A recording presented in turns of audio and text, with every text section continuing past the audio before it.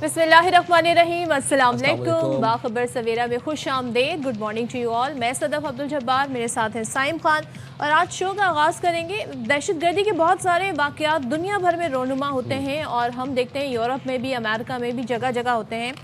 लेकिन ये जो वाक़या है जिसके बारे में हम आपको डिटेल बताने जा रहे हैं, इस वाक़े में जो सबसे बड़ी और अहम हाईलाइट है वो शख्स नहीं है जिसने दहशतगर्दी का हमला किया। गो के बहुत ही कहते हैं ना, ये ऐसा वाक़या है जिसकी जितनी मजम्मत की जाए कम है, लेकिन इसमें एक हीरो सामने आया है। वो हीरो क्यों सामने आया है? वो हीरो इसलिए सामने आया कि उसने बहादुरी से वो जो दहशतगर्द था वो और मैस फैला सकता था, वो और जाने ले सकता था, लेकिन उस शख्स ने अपनी जान पर खेलकर उस दहशतगर्द हमलावर को रोका और उसके बाद खुद भी वो ज़ख्मी हुआ। अच्छा, ये 42 साला अहमद हैं जो कि एक बाप हैं, 2 बच्चे हैं इनके, और इन्होंने ये गुजरते हुए जा रहे थे, इन्होंने देखा कि जैसे कोई शख्स पिस्तौल थामे ओपन फायर कर रहा था, इन्होंने पीछे से आके उसको ग्रैब किया, और आप ये देख सकते हैं कि थोड़ी सी मज़ाहमत के बाद, अच्छा इनको 2 गोलियां भी लगी ड्यूरिंग दिस मज़ाहमत, और उसके बाद फिर इन्होंने पिस्तौल उससे छीनी और तान ली उसके ऊपर पिस्तौल। एक चीज़ जो कि let's just get this one thing very straight कि दहशतगर्दी का किसी मज़हब, किसी शहरियत, किसी मुल्क से कोई ताल्लुक़ नहीं है, किसी एथनिसिटी से कोई ताल्लुक़ नहीं है। और ये हम जो मनाजिर देख रहे हैं, ये एक लाइफ सेवर थे जिसने मज़ीद किलिंग होने से बचाया। बिल्कुल, और ये जो वाक़या है ये सिडनी का वाक़या है, और इस पर जी इसराइल और भारत और अफ़गानिस्तान का एक बार फिर से हमें गठजोड़ यहाँ पर बेनकाब होता दिखाई दे रहा है। इस वाक़े के फौरी बाद भारत और अफ़गान सोशल मीडिया अकाउंट्स ने प्रोपेगेंडा शुरू कर दिया, ज़ाहिर है जो कि झूठ पर मबनी था। अच्छा जी, ये जो सारा वाक़या है इसमें ऑस्ट्रेलिया में मुकीम पाकिस्तानी नौजवान है शेख नवीद अकरम, उनकी तस्वीर शेयर कर दी गई हमलावर के तौर पर, और बताया गया जी ये हमलावर था। अब अपनी तस्वीर इस्तेमाल करने पर नवीद अकरम साहब खुद सोशल मीडिया पर आ गए और उन्होंने कहा कि जी मेरा दहशतगर्दी से ताल्लुक़ नहीं है और जो शख्स मुझसे जोड़ा जा रहा है वो मैं नहीं हूँ। मेरी तस्वीर इस्तेमाल करके झूठ फैलाया जा रहा है। प्रोपेगेंडे ने मेरी सलामती और साख दाव पर लगा दी है। तो ज़रा देखते हैं कि जो सिडनी के बोंडाई साहिल पर जी यहूदियों की जो मजहबी तकरीब के दौरान ये वाक़या हुआ, इसमें नवीद क्या कह रहे हैं। पर मीडिया रिपोर्ट्स वो जो शूटर था, वन ऑफ द शूटर, उसका नाम नवीद अकरम था और मेरा भी नाम नवीद अकरम है। तो अनफॉर्चुनेटली दोनों नाम जो है वो सिमिलर है। तो इस चीज़ का फ़ायदा उठा के कुछ ट्विटर पे कुछ अकाउंट्स ने मेरी फेसबुक से मेरी पिक्चर उठाई और उस पिक्चर को वो लोग रिलेट कर रहे हैं कि वो बंदा है। तो मैं सबको ये क्लियरली कहना चाह रहा हूँ कि वो बंदा जो है वो एक डिफरेंट बंदा है, मैं डिफरेंट हूँ, मेरा उस चीज़ के साथ कोई ताल्लुक नहीं है और वो एक डिफरेंट चीज़ है। मैं मतलब एक बहुत ही डिफरेंट जगह पे रह रहा हूँ। ये तो जब हम बात सेगमेंट का आगाज़ किया, हम अहमद की बात कर रहे थे जो कि एक हीरो के तौर पर सामने आए, लाइफ सेवर के तौर पर सामने आए। अब सिडनी हमले के दौरान हीरो अहमद अल अहमद के कज़न ने अस्पताल के बाहर गुफ्तगू की मीडिया से, बताया कि हमलावर को रोकने वाले 43 साला अहमद को 2 गोलियां लगीं, उनके बाजू और हाथ दोनों ज़ख्मी हुए। तो उन्होंने क्या कहा उनकी तबीयत के हवाले से, सेहत के हवाले से आपको सुनाते हैं। He's in the hospital. They said the doctor he's okay. And next 2 hours, they let us to go in and see Ahmed. He's a hero, 100%. He's a hero because what we see on the social media, he's 100% hero. To his shoulder? Yeah, he have 2 shots, one in his arm here and one in his hand.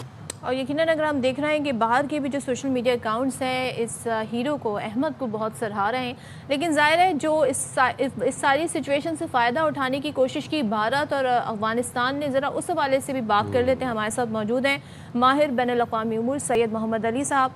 बहुत शुक्रिया मोहम्मद अली हमें join करने के लिए। सबसे पहले तो ये बताइएगा, फेक न्यूज़ की जो फैक्ट्री है, अब को के उसे बार बार इनको मुँह की खानी पड़ती है, बेनकाब भी हो जाते हैं, मगर ये सिलसिला जारी है। कोई ऐसा इशू नहीं होता जिससे ये कोशिश नहीं करते पाकिस्तान से उसे जोड़ने।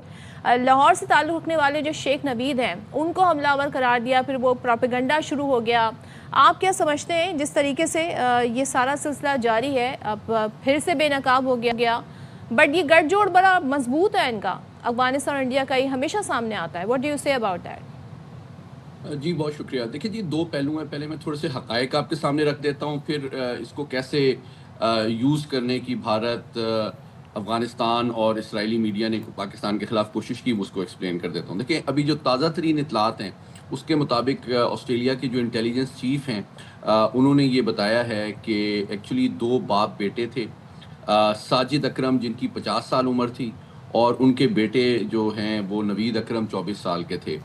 یہ لوگ ریڈیکلائز تھے اور اپنی فیملی کو یہ بتا کے گئے کہ جناب ہم کوئی فشنگ کے لیے جا رہے ہیں، اور انٹیلیجنس کے مطابق تقریباً 6 بندوقیں جو ہیں انہوں نے ایک ہفتے کے اندر ایکوائر کی تھیں. ان کے پاس لائسنس تھا، اور پھر انہوں نے جا کے ان باپ اور بیٹے نے یہ حملہ کیا. اور جو تازہ ترین اطلاعات ہے اس کے مطابق ان کی جو ریڈیکلائزیشن ہے اور جو انتہا پسند سوچ ہے اس کا مرکز بھی خود آسٹریلیا میں ہی یہ انہوں نے کچھ دینی تعلیم حاصل کی اور ریڈیکلائز ہوئے. 2 مہینے سے جو ساجد اکرم کا بیٹا ہے نوید اکرم وہ بے روزگار تھا، اور اس سے پہلے وہ ایک مستری کے طور پہ محنت مزدوری کرتا تھا، لیکن 2 مہینے سے اس کے پاس کوئی روزگار نہیں تھا. اچھا، اب ہم آتے ہیں کہ اس کو پریزنٹ کیسے کیا گیا اور کیوں کیا گیا. دیکھیں، بہت امپورٹنٹ یہ بتانا ضروری ہے. آپ کو یاد ہوگا کہ جیسے یہ واقعہ ہوا تو پھر آسٹریلیا کے وزیر اعظم، وہاں سڈنی کے پولیس چیف اور ان تمام ہائی آفیشلز نے بہت ذمہ داری کا مظاہرہ کرتے ہوئے کہا کہ ہم اس کی معاملے کی تہہ تک جائیں گے، اس سے پہلے کسی کو بلیم بھی نہیں کریں گے اور کسی پہ الزام بھی نہیں لگائیں گے. لیکن اسی دوران چونکہ نام جو ہے ان کا نوید اکرم تھا، تو نوید اکرم نام کے بدقسمتی سے پاکستانی نژاد جن کا لاہور سے تعلق تھا، ایک الیکٹریکل انجینئر بھی سڈنی میں کام کرتے ہیں جن کا بھی آپ نے پیغام سنایا. جی. تو انہوں نے بڑا بر وقت ان کے اوپر الزام لگانے کی کوشش کی. بھارت نے بھی، بھارتی میڈیا نے بھی اور سرکاری میڈیا نے بھی، ان کے بڑے چینلز نے بھی، اسرائیل کے جروزلم پوسٹ نے بھی اس کو کیری کیا، اور پھر افغانستان نے بھی کیری کیا، جس سے یہ ظاہر ہوتا ہے کہ یہ گٹگور پاکستان کے خلاف نفرت اور جھوٹ کا جو کاروبار ہے یہ مل کے کرنا چاہتے ہیں. لیکن میں داد دینا چاہوں گا نوید اکرم صاحب کو کہ انہوں نے فوراً آ کے میڈیا کے اوپر یہ بیان دیا، اور جس میں 3 باتیں تھیں کہ ایک تو انہوں نے مذمت کی اس حملے کی، دوسری بات اپنے آپ کو آئیڈینٹیفائی کیا کہ میں ایک الیکٹریکل انجینئر ہوں، یہاں کام کرتا ہوں، میرا نام فیک آئیڈینٹی کے طور پہ یوز کیا جا رہا ہے، مس یوز کیا جا رہا ہے، اور تیسری بات کہ انہوں نے وارن کیا کہ وہ تمام اکاؤنٹ جہاں سے میرے بارے میں یہ فیک پروپیگنڈا کیا جاتا ہے ان کو آپ سوشل میڈیا پہ رپورٹ کریں. تو یہ چیز اس کے نتیجے میں، اس بروقت کارروائی کے نتیجے میں جو اصلیت ہے بھارت، اسرائیل اور افغانستان کی میڈیا کی وہ سامنے آئی. اور آخری بات یہ کہ آپ نے دیکھا کہ پاکستان کے وزیر اعظم ہوں، وزیر داخلہ ہوں، ان سب نے نہ صرف آسٹریلین قیادت اور قوم کے ساتھ ہمدردی کا بھی اظہار کیا اور سخت الفاظ میں اس کی مذمت بھی کی ہے. سید محمد علی صاحب، Pakistan it self is a victim of terrorism. دہشت گردی کا ہمیں روز سامنا کرنا پڑتا ہے. ایک سر پر ایک مسلسل ایک تلوار منڈلاتی رہتی ہے پاکستان کی بھی. تو پاکستان نے سڈنی حملے کی، آپ نے جیسے بتایا کہ مذمت بھی کی، دفتر خارجہ نے بھی کی، وزیر اعظم نے کی، صدر مملکت نے کی. دہشت گردی مشترکہ مسئلہ ہے پوری دنیا کا. عالمی برادری کو یہ بات سمجھنا کتنا ضروری ہے کہ دہشت گردی کا کوئی مذہب، کوئی ملک، کوئی ایتھنیسٹی، کوئی رنگ نسل نہیں ہے. میں سمجھتا ہوں دونوں باتیں بہت امپورٹنٹ ہیں. میں آپ سے متفق ہوں کہ جو معصوم شہریوں کے خلاف تشدد کا استعمال جو ہے دنیا کے کسی مذہب، پرٹیکولرلی اسلام جیسے عالمگیر پرامن مذہب میں بالکل بھی اس کی اجازت نہیں ہے. اور آپ کو یاد ہے کہ ابھی حال ہی میں کابل کے اندر بھی 1000 سے زیادہ علماء نے اور اس کے حوالے سے یہ زور دیا ہے کہ جو دہشت گردی ہے یا تشدد ہے وہ پاکستان کے خلاف یا مسلم دنیا کے خلاف یا مسلمانوں کے خلاف وہ حرام ہے. اور پاکستان کے بھی جو چوٹی کے دینی عالم ہیں مفتی تقی عثمانی، انہوں نے بھی اس کے اوپر فتویٰ 2 دن قبل دیا ہے کہ پاکستان ایک اسلامی ریاست ہے، پاکستان اور پاکستان کے خلاف کسی قسم کا جو دہشت گردی اور کارروائی ہے وہ حرام ہے. تیسری بات یہ ہے کہ پاکستان اور مسلمانوں کو اور اسلام کے مذہب کو مسخ کرنے کی، بدنام کرنے کی جو مذموم عالمی سازش ہے اس کا گٹھ جوڑ بالکل مسلسل آپ کو نظر آ رہا ہے.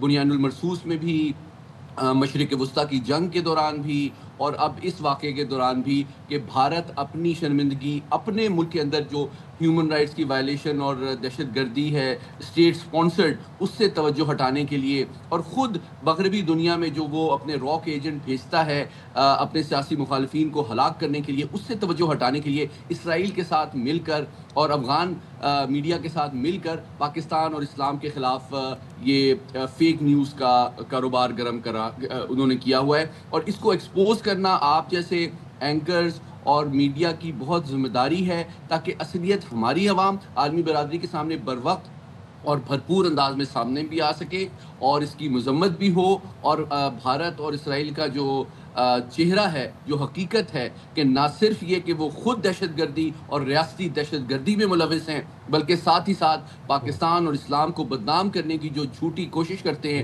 اس کو ایکسپوز روزانہ کی بنیاد پہ کرنا ہم ضروری سمجھتے ہیں۔ ایک چھوٹی سی بات میں ایڈ کرنا چاہوں، کل رات کو بھی ایک اور فیک نیوز پاکستان کے خلاف بڑے پیمانے پہ سوشل میڈیا پہ وائرل کی گئی۔ وہ یہ تھا کہ جناب پی آئی اے کا جو کریو ہے اس نے کینیڈا میں سیاسی پناہ کی درخواست دی ہے۔ اچھا، اس طرح کی فیک نیوز فوراً لیکن بر وقت پی آئی اے کی طرف سے کلیریفیکیشن بھی آئی، تو پاکستان اور اس کے اداروں کو بدنام کرنے کی عالمی سازش روزانہ کی سطح پہ بدقسمتی سے جاری ہے۔ اس لیے ہماری ذمہ داری ہے کہ ہم مل کر اپنے ہم چوکنا رہیں، سوشل میڈیا پہ نظر رکھیں اور بر وقت حقائق کے ذریعے سے ان سازشوں کو بے نقاب بھی کریں اور ناکام بھی بنائیں۔ بالکل آپ صحیح کہہ رہے ہیں کہ روزانہ کی بنیاد پہ اور جو واقعات ہوتے ہیں ہمیں ان پر نظر رکھنی چاہیے۔ تھینک یو سو مچ سید محمد علی۔ اور چاہے وہ بھارت ہو چاہے وہ افغانستان ہو، اب ظاہر ہے ہمارے پڑوسی ملک ہیں، لیکن انفارچونیٹلی ایک طرف ہمارا ازلی دشمن ہے، دوسری طرف افغانستان جہاں پر طالبان رجیم ہے جو بالکل کہتے ہیں نا ایک ڈیفرنٹ ہی موقف رکھتے ہیں، اور پاکستان نے بارہا کوشش کی، ایون کہ ڈائلاگ کا راستہ بھی اپنایا، لیکن پاکستان کے خلاف کیونکہ وہ انڈیا اور اسرائیل یہ سارے گٹھ جوڑ بنا ہوا ہے تو کوئی موقع ہاتھ سے جانے دیتے۔ ایک چیز میں اور مینشن کرنا چاہوں گی جو بڑا فلیش کرتا ہے انڈین میڈیا کہ جی the terrorist Naveed Akram is of Pakistani origin, اس واقعے کے بے نقاب ہونے کے بعد ان کو آ کر اصل حقائق بھی بتانے چاہیے پبلک تک۔ صحافت کا معیار یہ ہوتا ہے، صحافت یہ ہوتی ہے کہ آپ اگر غلطی بھی آپ سے ہو جائے تو ایٹ لیسٹ آپ کو کلیریفائی تو آ کر چیزوں کو کرنا چاہیے۔ بٹ یہ تو پرپیچولی یہ کرتے ہیں، آپ کس کو یہ مشورہ دے رہی ہیں؟ آپ بھارتی گودی میڈیا کو مشورہ دے رہی ہیں جو کہ بی جے پی سرکار کا پروپیگنڈا ٹول ہے، جو کہ پپٹ ہے مودی کا۔ ہم ان کو یہ مشورہ، ان کو تو صحافت کا الف بے بھی شاید کسی نے نہیں سکھایا۔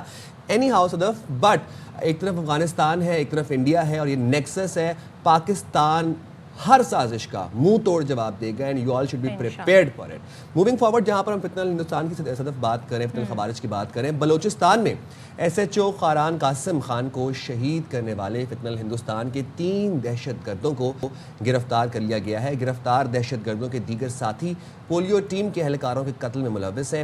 D I G C T D اور ایڈیشنل چیف سیکرٹری داخلہ بلوچستان نے پریس کانفرنس میں بتایا کہ دہشت گردوں کے کیمپس میں افغانستان کے لوگ بھی موجود ہیں اور دہشت گردوں کو افغانستان اور بھارت سے سپورٹ ملتی ہے۔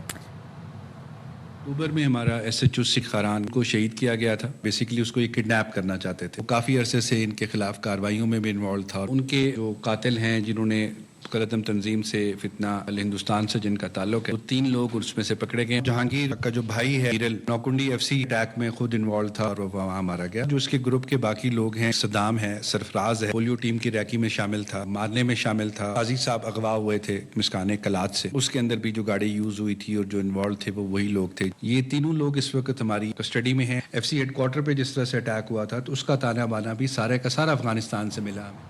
چلیں جی، اب ذرا ہم شہر قائد کی بات کرتے ہیں۔ کراچی کے مسائل جو ہیں وہ بہت زیادہ ہیں، اور اس کے لیے جب بھی بات ہوتی ہے تو ہمیں یہ نظر آتا ہے جی ایک پارٹی دوسرا موقف رکھتا ہے، ایک الزام تراشی کا سلسلہ یہاں جو موجود جماعتیں ہیں ان کی طرف سے شروع ہو جاتا ہے۔ اب ظاہر ہے لڑنے کے بجائے اسے حل کرنے کی ضرورت ہے۔ میئر کراچی کی اگر ہم بات کریں، پچھلے ہم کچھ عرصے سے دیکھ رہے ہیں کہ کافی ایگریسو ٹون میں وہ میڈیا پر آتے ہیں اور اپنے مخالفین کو مخاطب کرتے ہیں، چاہے وہ کسی ڈیولپمنٹ پروجیکٹ کے حوالے سے ہو، ریڈ لائن منصوبے کے حوالے سے وہ کہہ رہے تھے جی مشکلات حل کر لی ہیں، اب کام تیزی سے ہوگا، وچ از گڈ۔ بٹ پھر انہوں نے ساتھ ہی جماعت اسلامی پہ تنقید کرتے ہوئے کہا کہ یہ اس انتظار میں ہوتے ہیں کہ کوئی حادثہ ہو اور پریس کانفرنس کرے، ان فرشتوں کو ایسا بے نقاب کروں گا کہ لگ پتہ جائے گا۔ جبکہ اس کا جواب بھی دیا امیر جماعت اسلامی پاکستان حافظ نعیم الرحمان صاحب نے جواب میں یہ کہا کہ سندھ حکومت نے تمام اداروں پر قبضہ کیا ہوا ہے، صوبائی حکومتیں ایک دوسرے کے غلط کاموں کی نقل کرتی ہیں، سندھ نے بھاری چالان شروع کیا تو پھر پنجاب نے بھی تقلید شروع کر دی، حکمرانوں کا چالان کون کرے گا؟ انہوں نے یہ سوال اٹھایا کہ حکمرانوں کا چالان کون کرے گا؟ عام شہریوں کا چالان تو ڈیلی بیسس پر ہو رہے ہیں، بھاری چالان ہو رہے ہیں۔ اب ان حالات میں ایم کیو ایم پاکستان نے شہری مسائل کے حل کے لیے کراچی بچاؤ مہم شروع کرنے کا اعلان کیا ہے، اور ایم کیو ایم پاکستان کا یہ کہنا ہے کہ کراچی قومی معیشت کی ریڑھ کی ہڈی ہے، ملک کا استحکام کراچی کے استحکام سے وابستہ ہے، ملک کو بچانا ہے تو پہلے کراچی کو بچانا ضروری ہے۔ چلیں تو اسی پر بات کر لیتے ہیں کہ جو کراچی بچاؤ مہم ہے یہ کیا ہے اور کیسے یہ کراچی کو بچائے گی، کس چیز سے بچائے گی اور کیا مسائل ہیں۔ ایم کیو ایم پاکستان کے رہنما حیدر عباس رضوی صاحب ہمارے ساتھ ہیں۔ تھینک یو سو مچ حیدر صاحب جوائن کرنے کے لیے۔ بتائیے گا ایم کیو ایم پاکستان نے کراچی میں جو مہم شروع کی ہے ظاہر ہے مسائل حل کرنے کے لیے ہے، لیکن اس میں ایسا نیا کیا ہوگا، کیا امید رکھی جا سکتی ہے، کیا کرنے جا رہے ہیں آپ لوگ اس کے تحت؟ ایم کیو ایم نے اب ایک نیا لائحہ عمل ترتیب دیا ہے کراچی بچاؤ مہم کے حوالے سے، جس میں ہم قومی سطح پر کراچی کے مسائل اور جو کراچی کے ایشوز ہیں اس کو اجاگر کرنے کی کوشش کریں گے، اور ہم یہ چاہیں گے کہ چاہے وہ سینٹ ہو، چاہے وہ قومی اسمبلی ہو، چاہے وہ صوبائی اسمبلی اور بلکہ صوبائی اسمبلیاں ہوں، چاہے وہ پنجاب کی اسمبلی ہو، کے پی کے کی اسمبلی ہو، بلوچستان کی اسمبلی ہو، سندھ کی اسمبلی ہو، تمام ہی علاقوں کے لوگ جب کراچی میں آباد ہیں تو ظاہر ہے کہ ان کا روزگار بھی کراچی سے وابستہ ہے، اور ان کے تمام صوبوں کی اکانومی کی ایک بہت بڑی ڈپینڈنس اس ذرائع آمدن پر ہے کہ جو کراچی سے وہ لوگ حاصل کرتے ہیں اور اپنے صوبوں میں اپنے گھر والوں کو بھیجتے ہیں۔ اب کراچی کی زبوں حالی، کراچی کی اکانومی، کراچی کی صورتحال، جو مخدوش ترین کراچی کی صورتحال ہے، یہ ایک قومی فریضہ ہے کہ کراچی کے حق میں آواز بلند کریں۔ جس طریقے سے کراچی بربادی کا شکار کیا جا رہا ہے ایک سوچے سمجھے منصوبے کے تحت، ضروری ہے کہ پاکستان کے اکناف و جوانب سے کراچی کے حق میں آواز اٹھے، اور ہم اس میں پوری کوشش کریں گے کہ پاکستان میں موجود تمام ہی سیاسی جماعتوں سے کراچی کے ایشوز پر رابطہ کر کے ان سے کوشش کریں گے کہ وہ جہاں جہاں بھی موجود ہیں، چاہے خیبر پختونخوا ہو، چاہے پنجاب کی اسمبلی ہو، چاہے بلوچستان ہو، سندھ ہو، گلگت بلتستان ہو، آزاد کشمیر ہو، جہاں پر بھی ہوں، وہ کراچی کی اس زبوں حالی کو سامنے رکھتے ہوئے اپنا اثر و رسوخ استعمال کریں، اور کراچی کی بہتری کے لیے کم از کم جو کراچی کی مخدوش ترین صورتحال ہے، کم از کم اپنے اپنے صوبوں میں قراردادیں لا سکتے ہیں جو کراچی کے حق میں ہوں۔ تو ہم یہ سلسلے کو شروع کرنے جا رہے ہیں، اس کو پلان کر رہے ہیں، اور انشاءاللہ بہت جلد آپ دیکھیں گے کہ ایم کیو ایم کے وفود مختلف سیاسی جماعتوں سے، مختلف تنظیموں سے، سماجی تنظیموں سے، سیاسی تنظیموں سے، سول سوسائٹی سے، نوجوانوں سے، ڈاکٹرز، انجینئرز، وکلاء اور مزدور رہنماؤں سے، تاجر رہنماؤں سے، وکیل رہنماؤں سے، تمام سے ایک قومی مشاورت کی ضرورت ہے کراچی کے مسائل کو حل کرنے کے لیے، کیونکہ کراچی کو کوئی سنجیدہ نہیں لے رہا ہے۔ کراچی پاکستان کا دل ہے، کراچی پاکستان کی معاشی شہرک ہے، اور کراچی کی زبوں حالی سے جس قدر نقصان پورے پاکستان کو ہو رہا ہے شاید اہل پاکستان کو اس کا اندازہ نہیں ہے، اور ہم یہ چاہتے ہیں کہ پورے پاکستان کو کراچی کی زبوں حالی کے بارے میں ان سے مشورے لیں، اور وسیع تر مشاورت کے سلسلے میں ہر ایک کو ساتھ لے کر آگے۔ اچھا حیدر صاحب، ہم یہ دیکھ رہے ہیں گزشتہ کافی عرصے سے کہ کراچی کی نمائندہ جماعتیں مسائل سے لڑنے کے بجائے آپس میں ایک دوسرے کے ساتھ لڑ رہی ہیں، اور ایسے میں اس مہم کے لیے، کراچی بچاؤ مہم جو آپ نے لانچ کی ہے، اس ایسے ایک پلیٹ فارم پر اکٹھا کرنے کے لیے تمام جماعتوں کو یہ ایک ٹاسک ہے، کسی مہم سے کم نہیں لگتا۔ آپ کتنے پازیٹیو ہیں، کتنی امید ہے آپ کو کہ تمام جماعتیں ایک پلیٹ فارم پر آ جائیں گی؟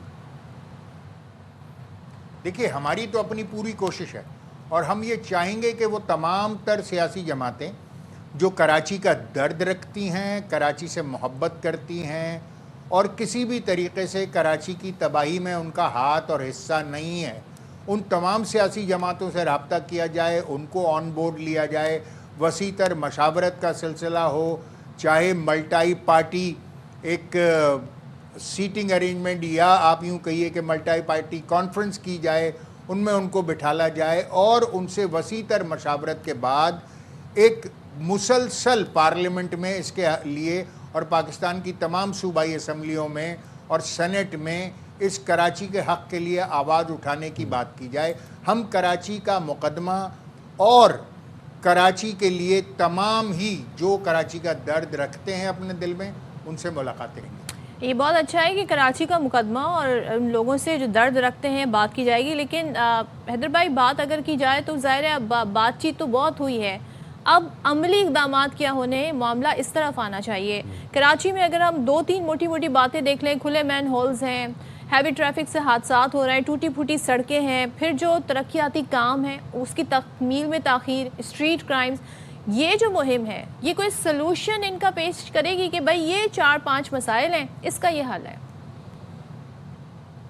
دیکھیے بڑی بدقسمتی ہے کہ جیسا کہ ابھی آپ نے کہا کہ جو کراچی کی صورتحال ہے، چاہے وہ پانی کا مسئلہ ہو، چاہے وہ بجلی کا مسئلہ ہو، چاہے وہ گیس کا مسئلہ ہو، چاہے کراچی کے انفراسٹرکچر میں سڑک کا مسئلہ ہو، چاہے وہ کراچی میں دیگر مسائل ہوں، کراچی میں لا اینڈ آرڈر کی سچویشن ہو، کراچی میں لوٹ مار کی وارداتیں ہوں، کراچی میں ہر سال تقریباً 2 سے 2,500 گاڑیاں چھینی جاتی ہیں، کراچی میں 40,000 موٹر سائیکلز کی گمشدگی یا چھینے جانے کی رپورٹنگ ہوتی ہے، کراچی میں تقریباً 20,000 موبائل فون ایک سال میں چھینے جاتے ہیں۔ اب ظاہر ہے کہ یہ جو ساری چیزیں ہیں، جو مسائل ہیں، پھر اس کے بعد جو ڈمپر لوڈر جس طریقے سے لوگوں کو کچل رہے ہیں، جس طریقے سے آج تک ہم سے 21ویں صدی میں مین ہول کا مسئلہ حل نہیں ہو پایا ہے، ایسی صورتحال میں کراچی جس زبوں حالی کا شکار ہے، جو کراچی کا انفراسٹرکچر زبوں حالی کا شکار ہے، کراچی کی کوئی ایک سڑک ایسی نہیں ہے کہ جو کسی بھی حیثیت سے سالم قرار دی جا سکتی ہو۔ یہ تو بیرونی سڑکوں کا حال ہے، اندرون محلہ جات جو سڑکیں ہیں وہاں تو اب سڑکیں ہی ختم ہو چکی ہیں۔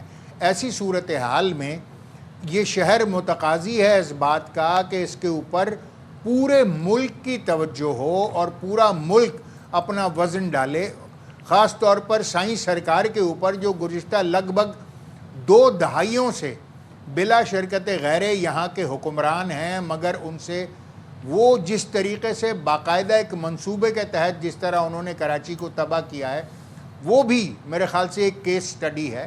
تو اب ضرورت اس امر کی ہے کہ پہلے پورا کراچی کو پورا ملک دیکھتا تھا، اب جو صورتحال ہے ہم پورے ملک سے چاہیں گے کہ وہ کراچی اور کراچی والوں کے حق میں اپنی آواز کو بلند کریں۔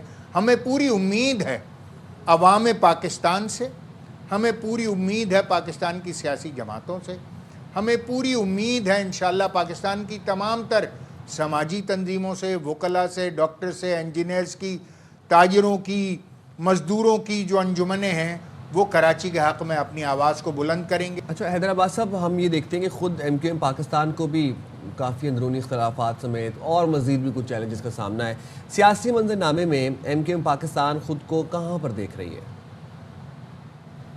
بڑی سیدھی سی بات ہے کہ ہم اس صورتحال کو جو بھی ہے، جو بھی مشکلات درپیش ہیں، کوئی بھی معاملات درپیش ہیں، ہم چیزوں کو پازیٹیولی لے کر آگے چلنا چاہتے ہیں اور ہم اپنے عوام کی خدمت بہتر طریقے سے کرنا چاہتے ہیں، اور کراچی بچاؤ مہم یقیناً اس کا ایک حصہ ہے، اور انشاءاللہ مزید ضرورت پڑی ہم نے تمام ہی پارلیمنٹ میں، سینٹ میں، قومی اسمبلی میں، سندھ اسمبلی میں، کورٹس میں آواز اٹھائی ہے، اور اب ہم اس کراچی بچاؤ مہم کے تحت پورے پاکستان کے عوام سے رابطہ کر کے کراچی کے مسائل میں ان کی شرکت و شمولیت کو، جو مسائل ہیں ان کو بہتر بنانے کے لیے ان کی شرکت و شمولیت کو یقینی بنائیں گے۔ ٹھیک ہے، تھینک یو سو مچ۔ حیدر عباس رضوی صاحب ہمارے ساتھ ہیں۔ لیٹس سی کہ ایم کیو ایم پاکستان کی کراچی بچاؤ مہم جو ہے اس کے اثرات کیا ہوتے ہیں یا پھر کیا سلوشن اس سے سامنے آتا ہے۔ We'll go on a short break کے بعد حاضر ہوں گے، stay there with us۔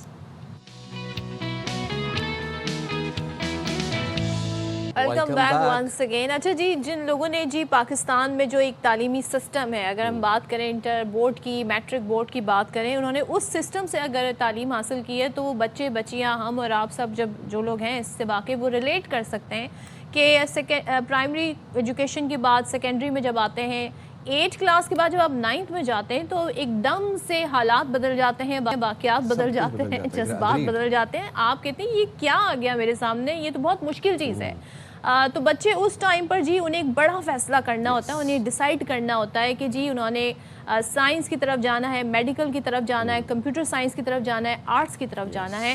تو یہ بڑا ایک ان کی ایپٹیٹیوڈ کو دیکھتے ہوئے, ان کا رجحان تعلیمی کیا ہے وہ دیکھتے ہوئے پیرنٹس اور بچے پھر اس حساب سے سلیکشن کرتے ہیں, اور اسکول بھی گائیڈ کرتے ہیں بچوں کو. لیکن پاکستان کی تعلیمی پالیسی میں ایک بڑی تبدیلی کر دی گئی ہے, جس کے تحت اب میٹرک, آرٹس یا ہیومینٹیز کے طلباء انٹرمیڈیٹ سائنس گروپس میں داخلہ لے سکتے ہیں. تعلیمی حکام نے اس پیش رفت کو ایک سنگ میل فیصلہ قرار دیا ہے, اور اس نئی پالیسی کے مطابق وہ طلباء جنہوں نے میٹرک میں آرٹس کی تعلیم حاصل کی ہو, اب pre medical, pre engineering, computer science سمیت دیگر سائنس سے متعلقہ جو گروپس ہیں ان میں داخلے کے اہل ہوں گے. اور فیصلہ انٹر بورڈ کوارڈینیشن کمیشن اجلاس میں کیا گیا, اور ڈائریکٹر IBCC ڈاکٹر شہزاد علی گل کی جانب سے جاری کردہ نوٹیفیکیشن کے مطابق پالیسی 2026 کے پہلے سالانہ سیکنڈری اسکول سرٹیفکیٹ امتحانات سے نافذ العمل ہوگا. اچھا, میرا یہاں پر ایک کنسرن ہے, ایک سوال ہے, اور وہ یہ ہے کہ جو بچے میڈیکل میں جاتے ہیں یا کمپیوٹر سائنس پڑھتے ہیں ان کی بالکل ٹوٹل ڈفرینٹ جی ایک ایجوکیشن ہوتی ہے, اور 9th اور 10th آپ کی اس ڈائریکشن میں پہلا اسٹیپ ہوتے ہیں. اب آپ سوچیں کہ پرسنٹیج کی بنیاد پہ ایڈمیشن ملتے ہیں. اب اگر کوئی آرٹ سے کر کے pre medical, pre engineering, computer science کی طرف آ جائے تو مجھے یہ بتائیے گا کہ انہوں نے بڑی محنت کر کے ہی A گریڈ, B گریڈ حاصل کیا ہوتا ہے, لیکن آرٹس والے آسانی سے جی A+ لے لیتے ہیں, A گریڈ لے لیتے ہیں. تو کیا یہاں پر کیا معیار دیکھا گیا ہے, کس چیز کو لاجک بنایا گیا ہے, یہ میں جاننے کی کوشش کر رہی ہوں, کیونکہ یہ سسٹم جو ہے, اس سسٹم سے جی ایک بچوں کو اپنے رجحانات کا بھی آئیڈیا ہو رہا تھا, لیکن اب بچے کنفیوز بھی ہو جائیں گے, اور وہ جو محنت کر کے آگے آنا چاہ رہے ہیں وہ لوٹ پیچھے رہ جائے گی, کیونکہ وہ B گریڈ ہوں گے, وہ A گریڈ ہوں گے. تو اس پہ کام کیسے کیا جائے گا؟ پھر بات کر لیتے ہیں. ہمارے ساتھ موجود ہیں انٹرمیڈیٹ بورڈ فقیر محمد لاکھو صاحب. بہت شکریہ فقیر محمد لاکھو صاحب, آپ نے ہمارے لیے وقت نکالا. تعلیمی پالیسی میں تبدیلی کا فیصلہ ہوا ہے, یہ فیصلہ کیوں کیا گیا, اور ذرا اس کے بارے میں ایلیبریٹ بھی کیجیے گا کہ اب جو بچے کس طریقے سے ایڈجسٹ کریں گے, جنہوں نے ہیومینٹیز پڑھی ہوں گی یا آرٹس پڑھی ہوں گی, وہ پری انجینئرنگ, پری میڈیکل کیسے پڑھیں گے؟ اچھا, اس میں دیکھیں ہمیں 6 مہینے لگے ہیں اس میں, بہت ساری سٹنگ کی, ہم نے میٹنگز کی ہیں IBCC کے. میں SBCC کو ریپرزینٹ کرتا ہوں, سندھ کے تمام بورڈز کا چیئرمین بھی ہوں. اس حساب سے ہم نے نہ صرف اس پہ میٹنگ کی ہیں, اپنا پہلی ہماری میٹنگ ہوئی اسلام آباد میں, 29 بورڈ پورے اس میں, پاکستان کے 29 بورڈ اس میں شامل ہوئے. اس میں ہم نے تھنک اوور کیا, سوچا کہ ریوزٹ کیا پالیسی کو کس طرح بنایا جائے. جو کیمبرج میں یہ سسٹم ہے کہ وہاں پہ تو یہ ہے نہیں کہ وہ جو پڑھے تو آگے بھلے بایولوجی لے لے, آگے چل کے بھلے وہ اپنا کیمبرج میں جو پڑھائی ہوتی ہے اس میں یہ کوئی ٹوٹلی ڈیفرنٹ ہے. وہی اسکول اسی کی جو پہ ارلی جا رہے ہیں, ایجوکیشن بھی ہے نا, پرائمری سیکنڈری, اسی پہ جا رہے ہیں ہم لوگ. ہیومینٹیز کے بچے دیکھے, کسی نے اتفاق سے داخلہ لے لیا یا اس نے سمجھ میں نہیں آیا, وہ سائنس میں نہیں آیا, ہیومینٹیز میں چلا گیا 9th اور 10th میں. ہم نے ابھی انہوں کو آپشن دے دیا ہے کہ اگر وہ فرسٹ ایئر انٹر میں ہمارے آپ پاس آ جائے, 2026 کی ایڈمیشن کی بات کر رہے ہیں آپ, ایگزامینیشن کی بات کر رہے ہیں, 2026 کی جو ایڈمیشن ہوگی اس میں اس کو آپشن ہوگا کہ وہ اگر بھلے ہیومینٹی میں پڑھا, اس نے میٹرک کیے, وہ بایولوجی کیمسٹری لے تو پھر میڈیکل میں چلا جائے گا, اور اپنا فزکس اور میتھ لے تو پھر انجینئرنگ میں چلا جائے گا. یہاں تک اور ایک چیز میں آپ یہاں ایڈ کروں جو آگے چل کے وہ اس پہ ہمارے پاس IT کا رجحان ہے, وہاں پہ فزکس اور میتھ ہوگا تو IT بھی جوائن کر لے گا. اچھا, تھوڑا سا آپ مجھے بتا دیں, آرٹس 9th کے سبجیکٹ کیا ہیں, آرٹس 9th پری میڈیکل کے سبجیکٹ کیا ہیں, سوری پری میڈیکل کے سبجیکٹ کیا ہیں 9th میں؟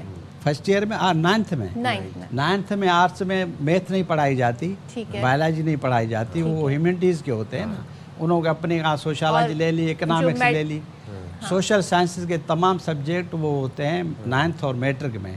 اور سائنس کے لیے ضروری ہے آپ کو بایولوجی, میتھ, کیمسٹری, فزکس لینا چاہیے 9th اور میٹرک. تو وہ جو فرسٹ اسٹیپ ہی عبور نہیں کیا 9th 10 میں بچے نے, وہ ایڈوانس کیسے پڑے گا, کیونکہ انٹرمیڈیٹ میں چیزیں ایڈوانس ہو جاتی ہیں. یہ ہے اس میں, یہ ہے کہ اس میں یہ ہمارے پاس بھی کوسچن آیا ہے بیٹھ کے, ہم نے اس پہ بھی سوچا کہ اگر اس کا بیس ہی نہیں ہے تو کیسے جائے گا. آج کل دیکھیں نا, اپنا ایجوکیشن کا سسٹم ٹوٹل چینج ہو گیا ہے, اسکل بیس ایجوکیشن ہے. اگر وہ آ کے ایکسٹرا کلاس لیتا ہے کہیں پہ, یا ٹیچر سے کہیں سے ٹیوشن لیتا ہے تو ہی کین پرفارم. ہم نے یہ وہ ایکسٹرا کلاس کیوں لے گا جب اسے آسانی سے ایڈمیشن مل سکتا ہے؟ نہیں, اگر آج دیکھیں نا, پہلے تو آپ نے کوئی کنڈیشن رکھی ہے کہ آپ یہ ایگزام پاس کریں گے تو آپ نہیں, کوئی کنڈیشن نہیں ہے اس کے لیے. اوپن اس لیے چھوڑا گیا ہے کہ ہمارے پاس بہت سارے ہیومینٹیز کے بچے اتنے انہوں پرفارم کر دیتے A1 A گریڈ میں آتے تھے, انہوں کے وہ پریشان ہوتے تھے اب کیا کرنا ہے ہمیں تو پری میڈیکل. میرا سوال لاکھو صاحب یہ ہے کہ ایک بچہ جسے HA2 نہیں پتا کہ یہ کس چیز کا فارمولا ہے, جس بچے کو کیمسٹری کی جو انیشیل فارمولیز ہیں وہ نہیں معلوم, جو بایولوجی کے جو ہے نا شروع میں جو آپ سے فزکس بایولوجی نہیں پتا, وہ انٹرمیڈیٹ میں کیسے, اس وہاں تو ایڈوانس ایجوکیشن ہوگی, اس کی بیس کیسے بنے گی؟ یس آسان نہیں ہے. دیکھو 7ویں 8ویں میں ہمارے پاس یہ ٹرمز پڑھائی جاتی ہیں 7ویں 8ویں, وہ تو بہت ہی بیسک لیول. آگے فرسٹ ایئر میں بھی اگر آ جاتا ہے تو وہ پرفارم کر سکتا ہے. ابھی دیکھیں ہمارے پاس جو ٹرینڈ چلا ہے یہ ہم نے کہ جو کیمبرج سسٹم میں چلا وہاں تو کوئی بائیفرکیشن نہیں ہے. وہ آگے چل کے اگر بچہ او لیول کرتا ہے تو اے لیول پہ اس کو آپشن دیا جاتا ہے. یہاں پہ فرسٹ ایئر میں آپ کو ایک سے بتاؤں, اس میں ایک ایڈ کر دوں, ہمارے ہاں سندھ میں ایک تعلیم کا رجحان ہے کہ جب فرسٹ ایئر میں بچہ آتا ہے اس کو پاس ایک تو کمپلسری سبجیکٹ ہوتے ہیں, آپشنل کے بھی 2 حصے ہوتے ہیں. ہم بھی کہہ رہے ہیں اس کو بھی کم کر کے ایک حصہ کر دیتے ہیں.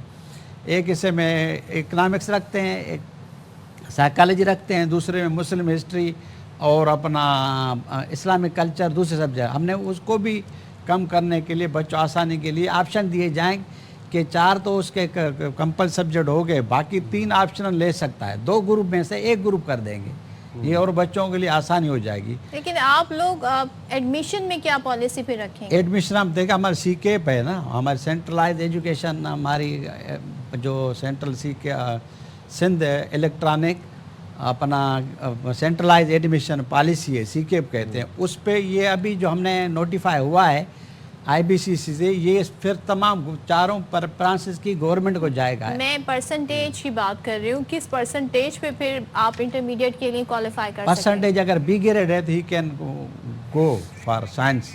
ایک نے سائنس سے B گریڈ لیا ہے اور ایک نے آرٹ سے B گریڈ لیا ہے, دونوں کا ایک ہی معاملہ ہوگا. بالکل C گریڈ, بلکہ C گریڈ بھی لے سکتا ہے. پھر آنے والے ڈاکٹرز کے بارے میں کیا کہہ سکتی ہوں؟ نہیں دیکھیں نا, اس میں جو بھی ہے میں ایک آپ بیسک بتا دوں اسکل بیس. اچھا, آپ نے ظاہر آپ کیمبرج کا بار بار حوالہ دے رہے ہیں, آپ نے آغا خان بورڈ اس طرح جو دیگر بورڈز ہیں ان سے پوچھا ہے ان کا سسٹم کیسے ورک کرتا ہے, ان کے لیے ایکسیپٹیبل ہے یہ بات؟ اور اس میں آپ کو لیے اور آسان کر دیتا ہوں, اسلام آباد بورڈ 2 سالوں سے کر رہا ہے یہ سسٹم, ایڈمیشن دے رہا ہے, ایگزام لے رہا ہے, وہ جو آرٹس والے بچوں کو سائنس میں لے رہا ہے. لاہور بورڈ لے رہا ہے, کوئٹہ بورڈ لے رہا ہے, باقی رہ گیا ہمارا پشاور بورڈ اور سندھ کے تمام بورڈز. جب یہ ہو جائے گا دیکھیں نا, سلولی گریجولی کام ہوتا ہے. ایک بچوں کے لیے ہم آپ جب پورے قوم ایک تو ہماری پہلے سوچ تھی, وہ تو ایک الگ بات ہے, وہ وہاں کا کیریکولم کیا ہے یہ بھی دیکھنا ہوگا. نہیں وہ سیم ہے, کیریکولم سیم ہے. مجھے بتائیں نا, یہاں پہ آپ جسٹیفائی کیسے کریں گے ایک طالب علم کو, اس کے پیرنٹس کو جو اس کے ساتھ اسی طرح محنت کر رہے ہوتے ہیں, جس آپ کو پتہ ہے 9-10 میں بڑا پریشر ہوتا ہے بچے پہ, فرسٹ ٹائم وہ ایک زندگی میں ایسا چیلنج فیل کرتا ہے کہ بھائی میں نے کل پیپر دینا ہے. اچھا کئی دہائیوں سے وہ آپ اس کو, وہ تو کہیں گے میرا حق مارا گیا. ٹھیک ہے, نہیں یہ کئی دہائیوں سے دیکھیں نا, باہر ملکوں میں کہیں پہ بھی یہ قدوغن نہیں ہے. لیکن باہر ملکوں جیسا آپ کا سسٹم ہے, وہ تو دیکھیں آہستہ آہستہ we have to go, education کا وہ معیار ہے, وہ ہمیں بنانا پڑے گا. تو پہلے تو معیار سیٹ ہو گئے نا, نہیں بیان دیکھیں ہم اس پہ جا رہے ہیں نا. ابھی کریکولم پہلی بار پاکستان میں پورے تمام. اچھا یہ اس میں میں آپ کو ایڈ کر دوں نا, جو بیسک لوگ کوشچن آپ سے بار بار پوچھیں گے, ہمیں پاکستان انجینئرنگ کاؤنسل نے رائٹنگ میں دیا ہے. وین آئی واز میٹنگ ان اسلام آباد, میں نے IBC کو کہا کہ رائٹنگ میں لے لیں. پاکستان انجینئرنگ کاؤنسل PEC جس کو کہتے ہیں رائٹنگ میں دیا ہے, PMDC نے بھی رائٹنگ میں دیا ہے, دے ہیو نو آبجیکشن. یہاں تک کہ HEC نے بھی ہمیں بتا دیا کہ ہمیں آبجیکشن نہیں ہے, اگر یونیورسٹی ایڈمیشن دیتی ہے they will go for join for IT. آج کل تو زیادہ رجحان تو IT کا, انجینئرنگ میں IT کا اور باقی میڈیکل کا. اگر آپ بچہ آگے چل کے آپ کی سیکنڈری میں IT کمپلسری ہے؟ ہاں یس. اب ہمارے اب سے دیکھیں نا, یہ ہمارے پاس ابھی جو ہم نے ہماری فیکلٹیز ہیں, پہلے ہمارے پاس آپ کے بھی نالج میں ہوگا تو pre engineering, pre medical, humanities 3 faculties ہوا کرتے ہیں. ابھی IT بھی فیکلٹی ہو گئی نا ہماری, کمپیوٹر سائنس یا اس کو IT کہہ لیں, فیکلٹی ایک ہو گئی نا, مجبور ہو گئے تو ہم آ گئے. تو اس پہ بھی یہ بھی سمجھو ہم یہ اوورسیز پاکستانیوں کے لیے بھی ہے, یہ صرف پاکستان کے بچوں کے لیے نہیں. انہوں کو مشکلات آ رہی تھی, وہ کہہ رہے تھے جب ہم نے وہاں سے او لیول کیا ہے تو ہمیں یہاں پہ آپ جوائن کرنے دیں. لیکن فقیر محمد لاکھو صاحب یہ ایک بات ہمیں سمجھنی پڑے گی کہ جس بچے نے 9th 10th میں بیسک فزکس کیمسٹری بایو ہی نہیں پڑھی, جس کو پتہ ہی نہیں ہے کیمسٹری میں کوولنٹ بانڈز کیا ہوتے ہیں, بایو میں ریسپیریٹری سسٹم کیا ہوتا ہے, آپ کا ڈائجسٹیو سسٹم کیا ہوتا ہے, وہ انٹر میں جا کے ایڈوانس لیول کیسے پڑھے گا؟ اگر وہ پڑھ بھی رہا ہے تو پھر تو اللہ ہی مالک ہے بچے کا بھی, اس کے کریئر کا بھی اور سارے نظام. نہیں دیکھیں اس پہ دیکھیں جو اپنی ایج ہوتی ہے نا پڑھنے کی, یہ 16 سے لے کے 18 تک یا 19 تک جو ایج ہوتی ہے, ہم میٹرک تک پھر 16 تک کر دیتے ہیں. ایج ایسی ہے کہ بچوں کو جس طرح آپ پڑھائیں گے اس طرح جائے گا. اگر بچہ ایک خود آپٹ کر رہا ہے مینس وہ اپنے طرف سمجھ رہا ہے کہ اس کے پاس اتنی کیپیسٹی ہوگی, وہ آگے چل کے نکل جائے گا. اچھا یہاں پہ میں ایک چیز آپ کو آسان اور اس کا بتا دوں, اگر چلو PMDC میں وہ ڈاکٹر نہیں بن سکتا تو چلو بی فارمیسی DPD پورے یورپ میں اتنا بڑی مارکیٹ ہے. ویسے گھومنے کے میرا انیشل سوال وہی ہے, اس کے پیچھے مقصد کیا ہے؟ مقصد یہ ہے کہ بچوں کو کسی کو روکنا نہیں ہے, بچوں کے لیے آپشن کھلا چھوڑنا ہے. اگر آپ کرنا کھلا چاہیں چھوڑنا ہے بچوں کو, ٹھیک ہے. چلیں, تھینک یو سو مچ فقیر لاکھو صاحب. ساتھ تھے جناب. اب دیکھیں گے جی انٹرمیڈیٹ کے جب رزلٹ آتے ہیں تو پھر جو کہتے ہیں نا پاس ہونے کا جو معیار ہے, گریڈز کا جو معیار ہے, اس کی کیا پرسنٹیج پھر سامنے آتی ہے؟ آرٹس والے, ہیومینیٹیرینز والے آپ لوگوں کے لیے اچھی خبر ہے, کھلا موقع ہے آپ لوگوں کے لیے. پری میڈیکل والے ہیں وہ ذرا اور اپنی محنت تھوڑی ذرا تیز کر دیں کیونکہ کمپٹیشن اب بڑھنے والا ہے. چلیں جی یہاں پر بریک لیتے ہیں, بریک کے بعد واپس آتے ہیں.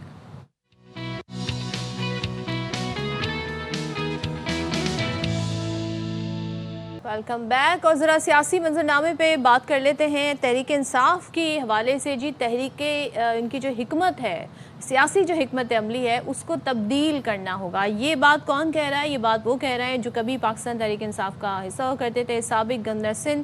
اگر ہم ان کی بات کریں عمران اسماعیل صاحب, تو اور دیگر سیاستدان جو ہیں وہ بھی کہہ رہے ہیں. جی محمود مولوی صاحب ہیں, وہ کہہ رہے ہیں کہ PTI قیادت کو مشورہ ہے کہ جیل کی سیاست سے جی باہر آ جائیں. اور خاص طور پہ عمران اسماعیل کہتے ہیں PTI کی جیل سے باہر موجودہ قیادت جی نااہل ہے, PTI کے پاس کوئی پالیسی نہیں ہے, درجہ حرارت کو نیچے لانا ہوگا. یہ بات وہ پہلے بھی کہہ چکے ہیں جب وہ شاہ محمود قریشی سے ملاقات کرنے گئے تھے.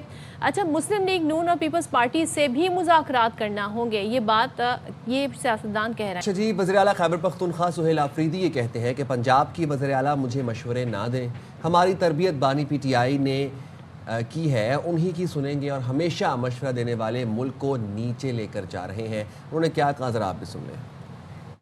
جعلی طریقے سے پنجاب کی وزیر اعلیٰ بنی ہے, وہ مجھے مشورے دے رہی ہے. اور عمران خان اس نے ہماری تربیت کی ہے, مجھے مشورے دینے سے پہلے ذرا اپنے صوبے کا حال دیکھیں. جو تازہ سروے کی رپورٹ بتا رہی ہے کہ پنجاب پولیس پورے پاکستان میں سب سے کرپٹ ترین ادارہ بن گیا ہے. پنجاب سب سے نیچے ہے پورے پاکستان میں. صرف پنجاب کا نہیں, جو اوپر بیٹھے ہیں مرکز پر وہ بھی ہمیں مشورے دے رہے ہیں. 5300 ارب روپے کی کرپشن انہوں نے کی ہے.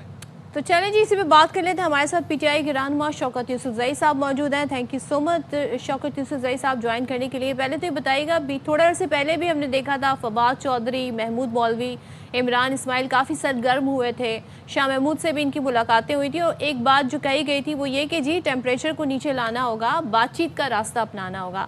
اب یہ کہتے ہیں جی مفاہمت کا راستہ اختیار کرنا ہوگا. مشورے میں انہوں نے یہ بھی ایڈ کر دیا ہے کہ جناب آپ کو نون لیگ سے بھی بات کرنی ہوگی اور پیپلز پارٹی سے بھی بات کرنی ہوگی. تو مجھے یہ بتائیے گا کہ کیا پاکستان تحریک انصاف میں بھی یہ سوچ پائی جاتی ہے, یہ جو رہنما جو بات کر رہے ہیں اس حوالے سے؟ بسم اللہ الرحمن الرحیم, بہت شکریہ. دیکھیں بات تو ہر کسی سے کرنی چاہیے, اس میں تو کوئی وہ مذائقہ نہیں ہے, لیکن یہ جو لوگ ہیں تو کیا کہتے ہیں کھوٹے سکے ہیں, اور وقت کو دیکھ کر اپنی اہمیت بڑھانے کے لیے سامنے آ جاتے ہیں. ہر کوئی سمجھتا ہے اس وقت ملک بہت مشکل میں ہے, اور ملک بھی بحران میں ہے, پارٹی کو بھی مشکلات کا سامنا ہے. تو دونوں کو سوچنا ہوگا, حکومت کو بھی سوچنا ہوگا اور پارٹی کو بھی سوچنا ہوگا کہ ہمیں آگے لائے عمل کیا ہونا چاہیے. بڑا کلیئر لائے عمل ہونا چاہیے پارٹی کے ساتھ, کیونکہ تھوڑی سی کنفیوژن ورکرز کے اندر آئی ہے کہ ایک طرف بیرسٹر گور صاحب ہیں, سلمان اکرم راجہ صاحب ہیں, ان کی جو پالیسی ہے یا ان کی جو باتیں ہیں وہ مفاہمتی انداز میں آگے بڑھتی ہیں, لیکن دوسری طرف ہم دیکھتے ہیں کہ جب جلسے ہوتے ہیں اس میں بڑی تیز ترار تقاریر ہو جاتی ہیں. تو وہ تو ٹھیک ہے، جلسوں کے اندر اسی طرح زبان استعمال ہوتی ہے، لیکن آئی تھنک کہ لائے عمل بڑا کلیئر ہونا چاہیے اس وقت، کیونکہ جو مشکلات ہیں وہ لیکن کیوں نہیں سامنے ہے سب کو فیل بھی ہو لاہے رہا ہے، عمل اس وقت ہمیں اسپیس کلیئر کیوں نہیں ہے؟ شوکت صاحب ابھی آپ لوگ آئی تھنک تحریک تحفظ آئین پاکستان کے پلیٹ فارم سے دعوت بھی دے رہے ہیں، اسد کیسر کے حوالے سے خبر آئی تھی کہ جی پیپلز پارٹی سے رابطے ہوں گے، مذاکرات ہوں گے، بات چیت کی طرف جائیں گے، لیکن نون لیگ سے نہیں ہوں گے، تو آپ بھی کیا اسی بات کے قائل ہیں؟ یا یہ تو دیکھیں میرا خیال یہ ہے نا کہ دیکھیں ایک طرف تو پارٹی مشکل میں ہے، اس کے لیے لائے عمل بنانا پارٹی کا کام ہے، ان کی لیڈرشپ کا کام ہے کہ سب کو بٹھا کے ایک لائے عمل دے تاکہ ورکر بھی پریشان نہ ہو اور ورکر کو یہ سمجھ آ جائے کہ ہم نے یا مزاحمتی سیاست کرنی ہے یا مفاہمتی سیاست کرنی ہے یا کوئی راستہ نکالنا ہے، اور حکومت کو بھی اس بات کی سمجھ آ جانی چاہیے کہ وہ کچھ نہیں کر سکے ہیں۔ شہباز شریف حکومت جو ہے وہ ناکام ہو چکی ہے، کتنے عرصے میں انہوں نے معاشی بحران ابھی تک نہیں ٹلا ہے، ابھی بھی آپ دیکھیں اگر آئی ایم ایف کی قسط نہیں ملتی ہے تو ملک آگے نہیں چل سکتا۔ آپ نے 40,000 ارب کا قرضہ لے لیا جو پاکستان بننے تک صرف 46,000 ارب تھا، اب آ کے 40,000 اور کر دیا آپ نے، تو یہ ملک انتہائی اس میں بحرانوں کا شکار ہوا ہے۔ اس سے ملک کو نکالنے کے لیے بھی حکومت کو تھوڑا سا بیک فٹ پہ جانا پڑے گا، مفاہمتی راستہ اپنانا ہوگا۔ اس وقت پی ٹی آئی کو سپیس نہیں مل رہی اور یہ بہت خطرناک بات ہے جمہوریت کے لیے بھی اور ملک کے لیے بھی کہ سب سے پاپولر جماعت کو آپ سپیس نہیں دے رہے۔ بیک فٹ پہ جانے کے لیے انہیں کیا کرنا ہوگا؟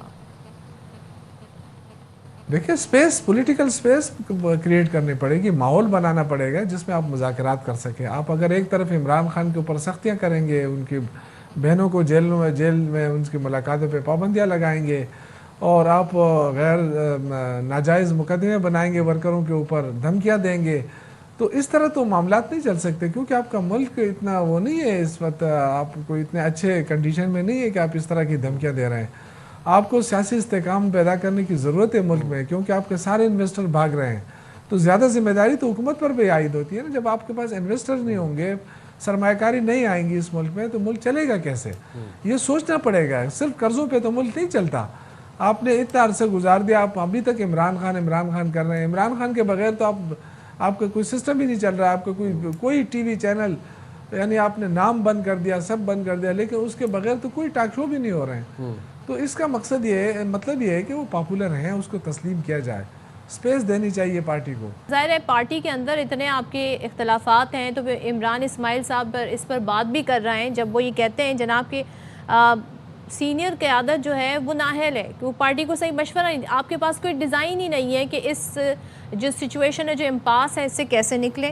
پھر ہم یہ دیکھ رہے ہیں کہ جو کمیٹی بنی آپ لوگوں کی سیاسی کمیٹی، اس میں جو نام شامل ہے اس پہ سب بڑے حیران بھی ہوئے، پھر دوبارہ بنی اور علی امین گنڈا پور کا نام اس میں شامل نہیں، تو یہ پارٹی کے اندر معاملات جو ہیں کسی ایک کے ہاتھ میں نہیں لگ رہا ہے، جس کی جو مرضی آ رہی ہے وہ اس طریقے سے لے کر چل رہا ہے۔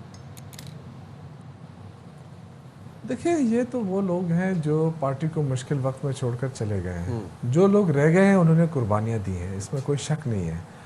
ہاں یہ بات ہے کہ اب اس کو چلانا کیسے ہے مشاورت کے ساتھ، اور جو آپ نے کہا کہ جو کمیٹی بنی ہے اس میں واقعی کچھ لوگوں کو نظر انداز کیا گیا، لیکن وہ خیر وہ بتایا گیا ہے پارٹی کی طرف سے کہ بعد میں ان کو ایڈجسٹ کر لیا جائے گا، لیکن میں سمجھتا ہوں کہ جیسے شاہ فرمان ہے، عاطف خان ہے، علی محمد خان ہے، علی امین گنڈا پور ہے، بالکل ان کو ہونا چاہیے اس کمیٹی میں، اور بڑے عرصے سے اس کمیٹی میں رہے ہیں، تو آئی تھنک کہ پارٹی کو تھوڑا سا مشاورتی عمل بڑھانا چاہیے اور ایک نقطے پہ آنا چاہیے کہ ہم نے کرنا کیا ہے۔ حکمت عملی جو ہے وہ بنانی پڑے گی، اب ایسا نہیں ہے کہ ایک لیڈر ایک کچھ کہے، دوسرا لیڈر دوسرا کچھ کہے، تو ایسا نہیں ہونا چاہیے۔ اس وقت تو ورکر جو ہے وہ کنفیوژن کا شکار ہیں کہ ہمارے لیڈر جو ہے وہ ہمارے لیے کیا پیغام لے کر آئیں، کیا کرنا چاہتے ہیں۔ دیکھیں اس وقت عمران خان کے اوپر جو ہے نا تمام تر مظالم ڈھائے جا رہے ہیں، ان کے اوپر جو سختیاں ہو رہی ہیں وہ سب کے سامنے ہیں۔ لیکن یہ تو وہی بات ہو گئی نا شوکت صاحب کہ آپ لوگ خود تو پارٹی کے اندر جو اختلافات ہیں وہ دور نہ کریں اور ایکسپیکٹ کریں جی حکومت آپ کے معاملات کو حل کرے، تو پہلے تو یہ بتائیں کہ جو آپ کی سیاسی کمیٹی ہے وہ کیا آگے پھر رول لے کر چلے گی، جب آپ خود کہہ رہے ہیں کہ اتنے سارے نام ہیں، ان کو ہونا چاہیے تھا، یہ عرصے سے تھے۔ نہیں خیر ہے، یہ تو ہو جائیں گے نا، میں یہ کہہ رہا ہوں کہ وہ کہہ دیا ہے کہ جی کچھ لوگوں کو ہم واپس لے لیں گے، وہ کوئی بڑا ایشو نہیں ہے، مگر ایشو یہ ہے کہ کہ ملک اس وقت کس طرح بحرانوں کا شکار ہو رہا ہے. کیا ملک بحران سے نکلا ہے؟ آپ نے اتنے بڑے بڑے قرضے لے لیے, ان قرضوں سے کیا ملک کو آپ بچا سکے ہیں؟ آپ نے IMF کی قسط آج آپ کے پاس نہیں ہوگی تو آپ ملک آگے لے جا نہیں سکتے ہیں. آپ ایک سٹاک ایکسچینج ہر صبح ہم دیکھتے ہیں کہ جی بہت اوپر انڈیکس اوپر چلا گیا ہے اور سٹاک ایکسچینج بہت اوپر جا رہی ہے, لیکن عوام کو تو 1 روپے کی ریلیف نہیں مل رہی ہے. شوکت صاحب ایک بات بتائیے گا, کمی نہیں آ رہی ہے, تو لوگ تو پریشان ہیں. ٹھیک ہے, لوگ پریشان ہیں, لیکن شوکت صاحب اب آپ بات کریں کہ PTI کو بریدنگ سپیس ملنی چاہیے, مفاہمت کی بات ہونی چاہیے.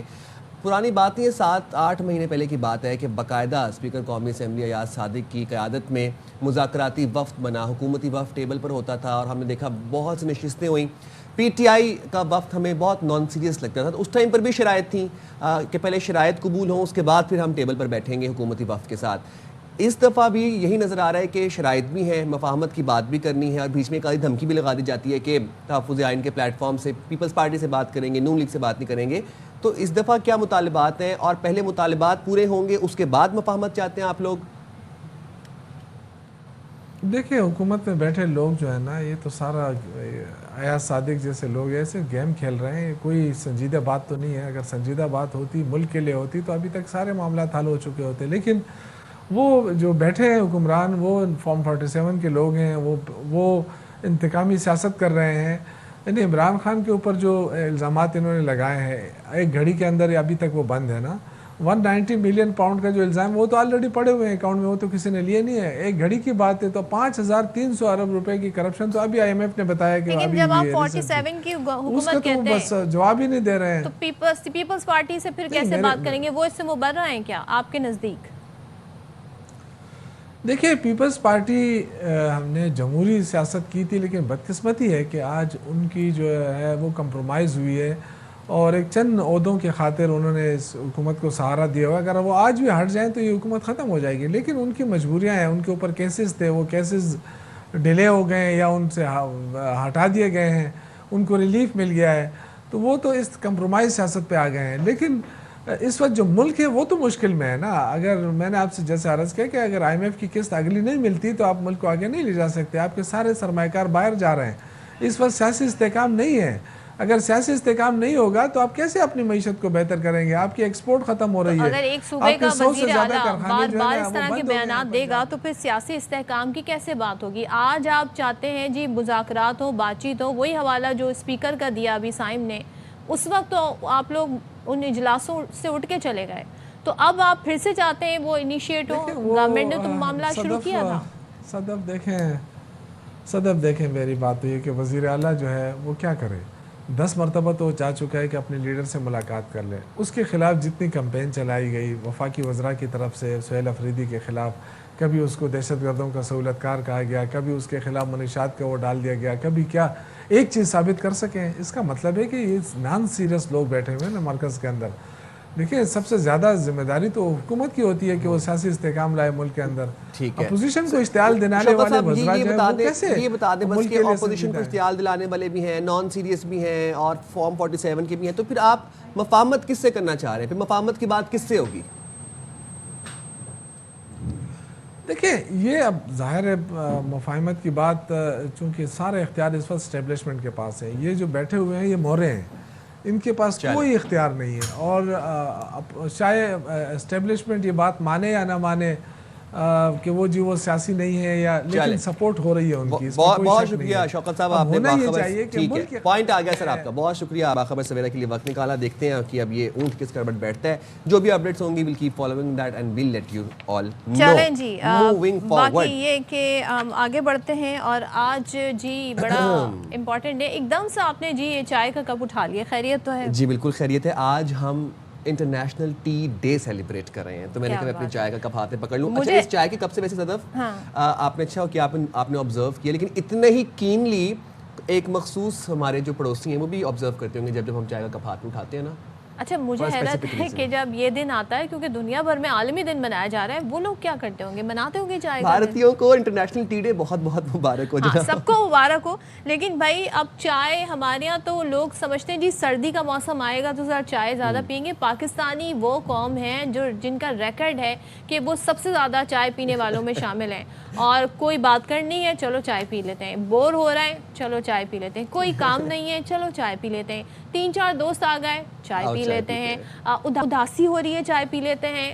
بارش ہو رہی ہے چائے پی لیتے ہیں. تو میں بس بہت ساری مثالیں دے سکتی ہوں جی. چائے کا جو چسکا ہے ہمارے پاکستانیوں کا, اور کروڑوں کی چائے پی جاتے ہیں if I'm not wrong. یا 7 کروڑ کی چائے اس پچھلے سال پی ہے ہم لوگوں نے. اچھا جناب, ٹھنڈ میں چائے کی چاہ اور زیادہ بڑھ جاتی ہے, جیسا کہ آج کل آپ کو پتہ ہے کہ ہر کسی کو چائے کی طلب زیادہ ہو رہی ہے. اب یہ بات ہم اس لیے کر رہے ہیں کہ آج آپ کو جیسے بتایا کہ انٹرنیشنل ٹی ڈے منایا جا رہا ہے بڑے شہروں خصوصاً کراچی کا. تو یہ حال ہے کہ خان صاحب کے ہوٹل کے باہر نوجوانوں کا رش لگا ہوتا ہے, گپ شپ کے ساتھ. آپ مختلف ہم ہوٹلز میں دیکھتے ہیں کہ چائے خانے چل رہے ہیں اور گپ چل رہی ہے اور لطف اندوز ہو رہے ہیں شہری چائے سے. پاکستان کے 1,60,000 ایکڑ پر آپ سوچیں چائے کی کاشت کی جاتی ہے, جبکہ یہ چائے درآمد کرنے والا تیسرا بڑا ملک ہے. اور ہمارے ہاں دودھ پتی چائے کا رجحان زیادہ ہے, جبکہ شمالی علاقہ جات میں گڑ کے ساتھ سبز چائے کا مزہ ہی کچھ اور ہوتا ہے. اسی طرح کسی کو چائے میں کافی ڈال کے پینا اچھا لگتا ہے. یہ چائے میں کافی الائچی سنا تھا, ادرک کافی پلس چائے میں بہت پیتی ہوں, سردی جب آ جاتی ہے تب. It is good. تو چائے کی بڑی ورائٹی ہے, مسالہ چائے, بہت ساری چائے. لیکن بھائی چائے کیا اتنی ساری چائے پینا صحت کے لیے ایسا ہے کیا؟ اس پر بات کریں گے. ہمارے ساتھ موجود ہیں ماہر غذائی ڈاکٹر زبالہ یاسر لطفی صاحبہ. Thank you so much doctor Zubala join کرنے کے لیے. ذرا بتائیں جی چائے کے کتنے کپ پینے چاہیے؟ ہم تو گنتے بھی نہیں, کاؤنٹ بھی نہیں کرتے, بس جہاں موقع ملے جب کوئی پوچھے چائے کے لیے بیٹھ جاتے. بڑا اچھا ہے کہ انٹرنیشنل ڈے پہ ہم کچھ اس حوالے سے بات کر لیں کہ نقصانات پہ جو ہے, ورنہ جو ہے فائدے پہ بات کریں گے تو مزید چائے کی کنزمپشن جو ہے وہ بڑھ جائے گی. اچھا دیکھیں, اس میں یہ چیز ہے کہ چائے کے جو اصل میں پتے ہیں نا, ٹی لیوز, وہ تو ایک ہی ہیں. اب اس سے جتنی بھی اقسام کی چائے بن رہی ہیں وہ سارا پروسیسنگ پہ ڈیپینڈ کرتا ہے کہ آپ کتنی اس کی کیا پروسیسنگ کر رہے ہیں, کون سے فلیورز ایڈ کر رہے ہیں, کس طریقے سے. لیکن جو بھی گرین ٹی ہے, بلیک ٹی ہے, وائٹ ٹی ہے, وہ سب کا جو را ہے وہ پتا ایک ہی ہے چائے کا. اس کی خاصیت یہ ہے کہ اس کے اندر مختلف طرح کے اینٹی آکسیڈنٹس پائے جاتے ہیں, اور ہمیں پتہ ہے کہ اینٹی آکسیڈنٹس جو ہیں وہ ہماری ہیلتھ کے لیے بہت بینیفیشل ہے, ہر لحاظ سے ہماری گٹ کے لیے بھی بہت بینیفیشل ہے. لیکن اگر کسی چیز کا کنزمپشن ایسے ہو رہا ہو کہ وہ ہمارے لیے نقصان دہ بن جائے, ہم کسی چیز کو بنا ایسے رہے ہوں, پریپیئر ایسے کر رہے ہوں, چاہے وہ کھانا ہو چاہے وہ چائے ہو, کہ اس کے وہ اینٹی آکسیڈنٹس جو ہیں وہ ختم ہی ہو گئے, تو پھر اس چیز کو کنزیوم کرنے کا فائدہ کوئی نہیں ہوتا. جو بڑے مزے کی بات ہے وہ یہ ہے کہ چائے کے حوالے سے بہت زیادہ متس بھی ہیں, اور وہ متس کیا ہیں؟ اگر ہم بلیک ٹی کی بات کرتے ہیں تو دیکھیں بلیک ٹی کے اندر اینٹی آکسیڈنٹس کی جو مقابلے میں بہت کم ہے. ٹھیک ہے, کیوں؟ اس وجہ سے اس کو پروسیس ہی ایسے کیا جاتا ہے. لیکن اگر ہم چائے کے اندر بہت زیادہ دودھ کا استعمال کرتے ہیں اور شوگر کا استعمال کرتے ہیں تو آپ اس کے جو فائدہ ہے نا وہ اٹھانے سے قاصر ہو جاتے ہیں.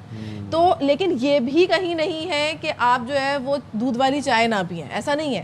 لیکن کیا ہے کہ آپ کو ماڈریشن میں رہنا ہے. آپ نے 2 کپ چائے پی لی دن میں, دیٹ از انف. کیونکہ ہم کیا کرتے ہیں, ہمارے ہاں میٹھی چائے پینے کا رواج زیادہ ہے. اور دوسری جو سب سے بڑی پرابلم آتی ہے وہ یہ ہے کہ کاڑ کے چائے پی جاتی ہے, بہت زیادہ پکا کے چائے پی جاتی ہے. تو جب بہت زیادہ آپ پکاتے ہیں تو اینٹی آکسیڈنٹس جو ہیں وہ اس چائے میں سے ویسے ہی ختم ہو جاتے ہیں. اچھا زبالہ, ایک بات بتائیں, ایک ہوتی ہے گھر والی چائے جو ہم گھر میں بناتے ہیں, ایک ہوتی ہے ہوٹل والی چائے جو روڈ سائڈ ہوٹلس پہ آپ کو ملتی ہے. اچھا وہ چائے مختلف ہوتی ہے, اس کا ایک الگ ہی مزہ ہوتا ہے, اس میں ایک الگ ہی کرسپ ہوتا ہے, اسے کہتے ہیں کڑاکے کی چائے, وہ ہوٹل سے ملتی ہے ہمیں.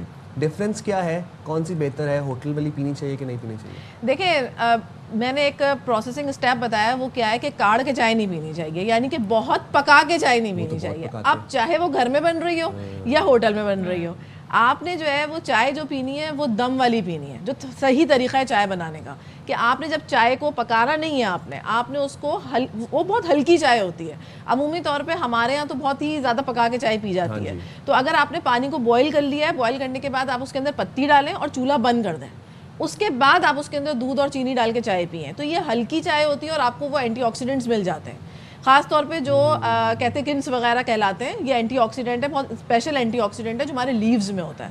لیکن اگر وہی چائے آپ نے گھر میں پکا کے پی ہے یا ہوٹل میں پی ہے تو وہ آپ کے لیے نقصان دہ ہو جاتی ہے. اچھا تھوڑا سا ہمیں بتا دیں کیفین اس میں کتنی ہوتی ہے، کیونکہ لوگ تو رات کے کھانے کے بعد بھی رات میں بھی چائے پی رہے ہوتے ہیں، تو کیا اس سے نیند بھی متاثر ہوتی ہے؟ اچھا دیکھیں، اس کو میں تھوڑا سا کمپیئر کر لیتی ہوں کہ کمپیریزن ہم اس طرح کر لیتے ہیں، کافی اور چائے کو کر لیتے ہیں. ٹھیک ہے. کافی میں زیادہ کیفین ہے، چائے میں بہت کم کیفین ہے. پہلی چیز تو یہ ہے. دوسری چیز یہ ہے کہ جو آپ نے کھانے کے بعد کی بات کی ہے نا، اس میں جو ریسرچز کہتی ہیں، ابھی تک وہ ریسرچز ابھی بھی اس پہ کام ہو رہا ہے، ٹھیک ہے، لیکن جو ریسرچز ابھی تک کہتی ہیں وہ یہ کہ کھانے کے فوراً بعد آپ کو چائے نہیں پینی. اس کا بنیادی ریزن کیا ہے کہ ہمارے پاس اس چائے میں ہوتا ہے دودھ، ملک. تو جو ملک کیسین ہے وہ جو آپ کی چائے کا اینٹی آکسیڈنٹ ہے، اور ساتھ ساتھ جو آپ کھانے سے آئرن لے رہے ہیں وہ آئرن کی ایبزارپشن کو روکتا ہے. اگر آپ کھانے کے فوراً بعد چائے پئیں گے تو آپ کے کھانے سے ملنے والا آئرن جو آپ کے آئرن میں بلڈ میں ایبزارب ہونا تھا وہ ایبزارب نہیں ہو سکے گا.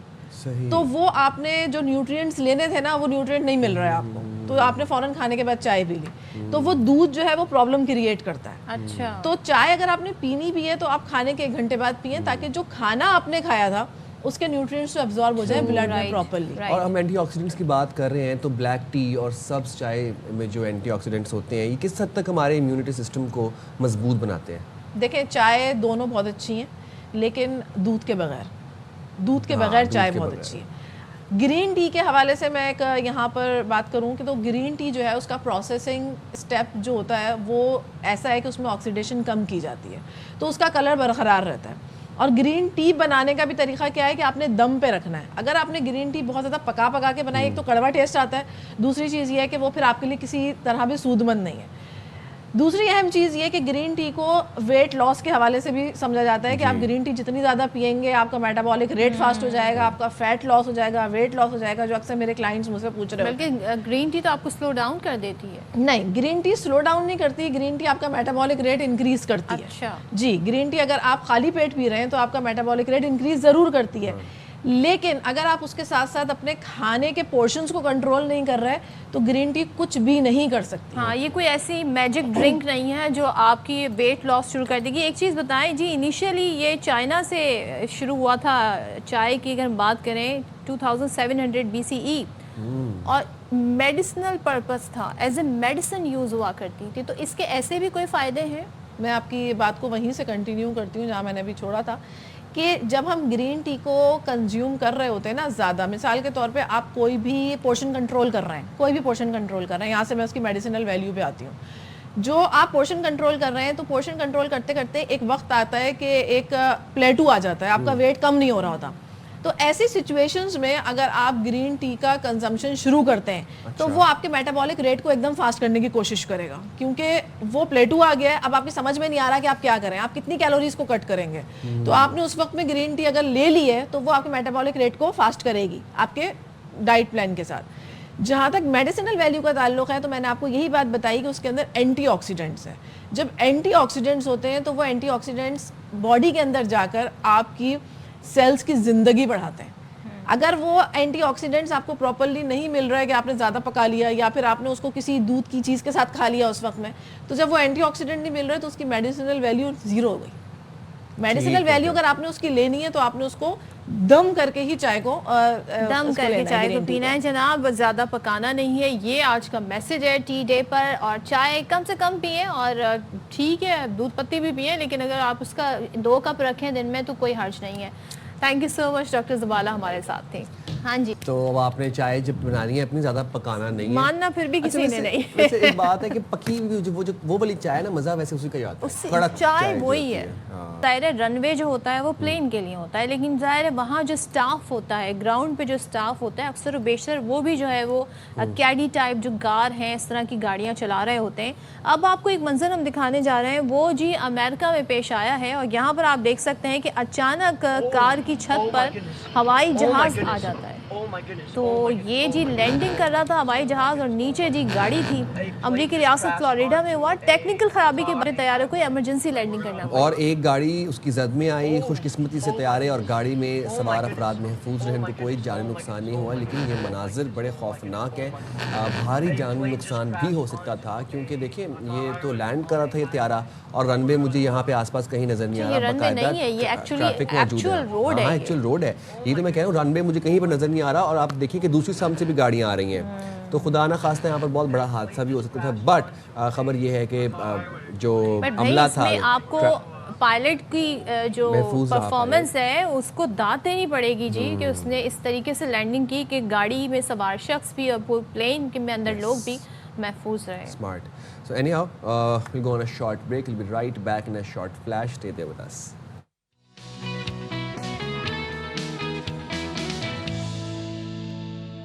ویلکم بیک جناب. آپ نے ریورس پارکنگ سنا ہوگا, پیرالل پارکنگ سنا ہوگا. بہت لوگوں کو مشکل آتی ہے سیدھی گاڑی ریورس کرنے میں. اچھا مجھے نا پیرالل پارکنگ میں ماہر ہوں ٹو بی آنیسٹ, لیکن مجھ سے ریورس پارکنگ میں ابھی بھی بہت لوگوں کو مشکلات آتی ہیں گاڑی ریورس کرتے ہیں. لیکن کبھی آپ نے ریورس ریمپ جمپنگ سنا ہے آپ نے؟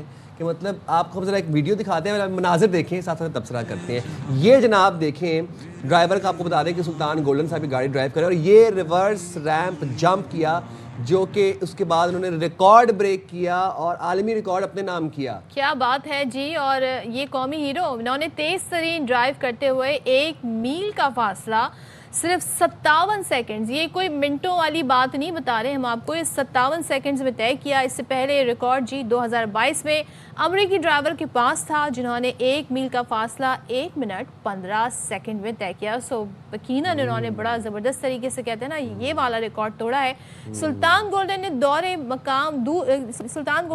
دور مقام سے ریورس ریمپ جمپ کا عالمی ریکارڈ بھی اپنے نام کیا. انہوں نے 121.72 فٹ کے فاصلے سے ریورس ریمپ جمپ کی. اور ابھی ہمارے پروڈیوسر صاحب یہ بتا رہے ہیں کہ 90 کے دہائی کا جو ایرا تھا اس میں سلطان گولڈن واز اے ہیرو, اور وہ کمنٹری ہوا کرتی تھی جس میں اکثر سبی میلہ یا باقی کوئی اور میلے ہوتے تھے کہ 20 گاڑیوں کے اوپر سے بائک گزارتے ہوئے, کراس کرتے ہوئے سلطان گولڈن اس وقت پہنچ چکے ہیں, اور انہوں نے اپنا ایک ریکارڈ اپنے نام کیا. تو کمنٹری ہوا کرتی تھی, he was a hero for all the 90s and he is still a hero. تو یہ ہمارے ساتھ موجود ہے جناب. تھینک یو سلطان گولڈن صاحب ہمیں جوائن کرنے کے لیے. اور بھائی کمال, آپ نے تو امریکی ڈرائیور کا ریکارڈ توڑ دیا, سیکنڈز میں یہ فاصلہ طے کیا ہے. 2 عالمی ریکارڈ کی پہلے تو آپ کو بہت مبارک ہو. مجھے بتائیے گا, آپ کو یقین تھا کہ یہ ریکارڈ پاکستان کے نام کر دیں گے آپ؟ جی الحمدللہ, بسم اللہ الرحمن الرحیم. میں اتنا وضاحت سے کہوں گا کہ اللہ سے میں نے مانگا تھا اور میں مانگتا رہا, اور اللہ نے میرے ہر دعا قبول کی. اور اس کے لیے میں نے یہ 3-4 ریکارڈ جو دنیا میں ہے موٹر سپورٹس کے, اس کے لیے میں مانگ رہا ہوں. میرے 3 ریکارڈ بنانے کا پروگرام تھا, تو اس میں ایک جو برننگ کار تھی, وہ گاڑی جو اس میں گاڑی کو آگ لگاتی ہے, وہ سسٹم چونکہ وہ اس وقت فیل ہو گیا تھا, وہ گاڑی پھر ہم نے نکالی بھی نہیں. تو ہم نے جو پہلے ریکارڈ بریک ہے یہ امریکن کا ہے. اس نے 2022 میں فاسٹسٹ ریورس ڈرائیو جو 56 میل کی حساب سے 89 کلومیٹر سپیڈ ہوتا ہے, اس نے اس ریکارڈ کو 1 منٹ 15 سیکنڈ اشاریہ 3 میں بنائی تھی. اچھا, تو اللہ کی مہربانی سے اس ریکارڈ کو میں نے 57 سیکنڈ کے اندر 57 سیکنڈ کے اندر اس کو لائیو دکھا رہے تھے, اور وہ سارا بہت بڑے ارینجمنٹ ہوئی تھی, تو اس کے تحت جو ہے وہ اللہ کی مہربانی سے میں نے اس کو بریک کیا. اور سلطان گولڈن صاحب دونوں, میں یہاں ایک جی پلیز کمپلیٹ کریں. جی جو میں اس پہ یہاں پہ ایک وضاحت ضروری سمجھتا ہوں کہ یہ جو ریکارڈ کی جو ہے میں کب سے مانگ رہا ہوں, تو مگر اس کے لیے ذریعہ جو بنا ہے وہ ہمارے فیلڈ مارشل سید اسم منیر صاحب, اور ہماری جو کور کمانڈر ٹریڈ کور راحت نسیم احمد خان صاحب, اور جو ہمارے بلوچستان کے وزیر اعلیٰ سرفراز احمد بگٹی صاحب, ان کی تعاون اور DHA کی تعاون سے یہ یہاں پر اس ریکارڈ کو میں نے اللہ کی مہربانی سے بریک کیا. میں ان کا تہ دل سے شکر ادا کرتا ہوں. اچھا سلطان صاحب, ذرا 90s میں چلے جاتے ہیں. جب آپ ریکارڈ بناتے تھے, بائک چلاتے تھے, بائک بلکہ اڑ رہی ہوتی تھی, اور اس وقت ظاہر ہے آپ پاپولر بھی تھے، لیکن اب وہ جو سوشل میڈیا کا اب دور ہے وہ اس وقت نہیں تھا، انسٹنٹ آپ کو فیڈ بیک نہیں ملتا تھا. تو پھر آپ کو آئیڈیاز کیسے آتے تھے، فیڈ بیک کیسے ملتا تھا، کیسے پتہ چلتا تھا جی کہ یہ سٹنٹ لوگوں نے بڑا پسند کیا ہے؟ بات یہ ہے کہ میں 90 سے نہیں کروں، میں نے 1987 میں تو عالمی ریکارڈ قائم کیا موٹر بائک کا 249 فیٹ کا. میں تو سن 82 سے اپنا اس فیلڈ میں ہوں. میں نے سبی میلہ میں بھی سن 82 میں کیا.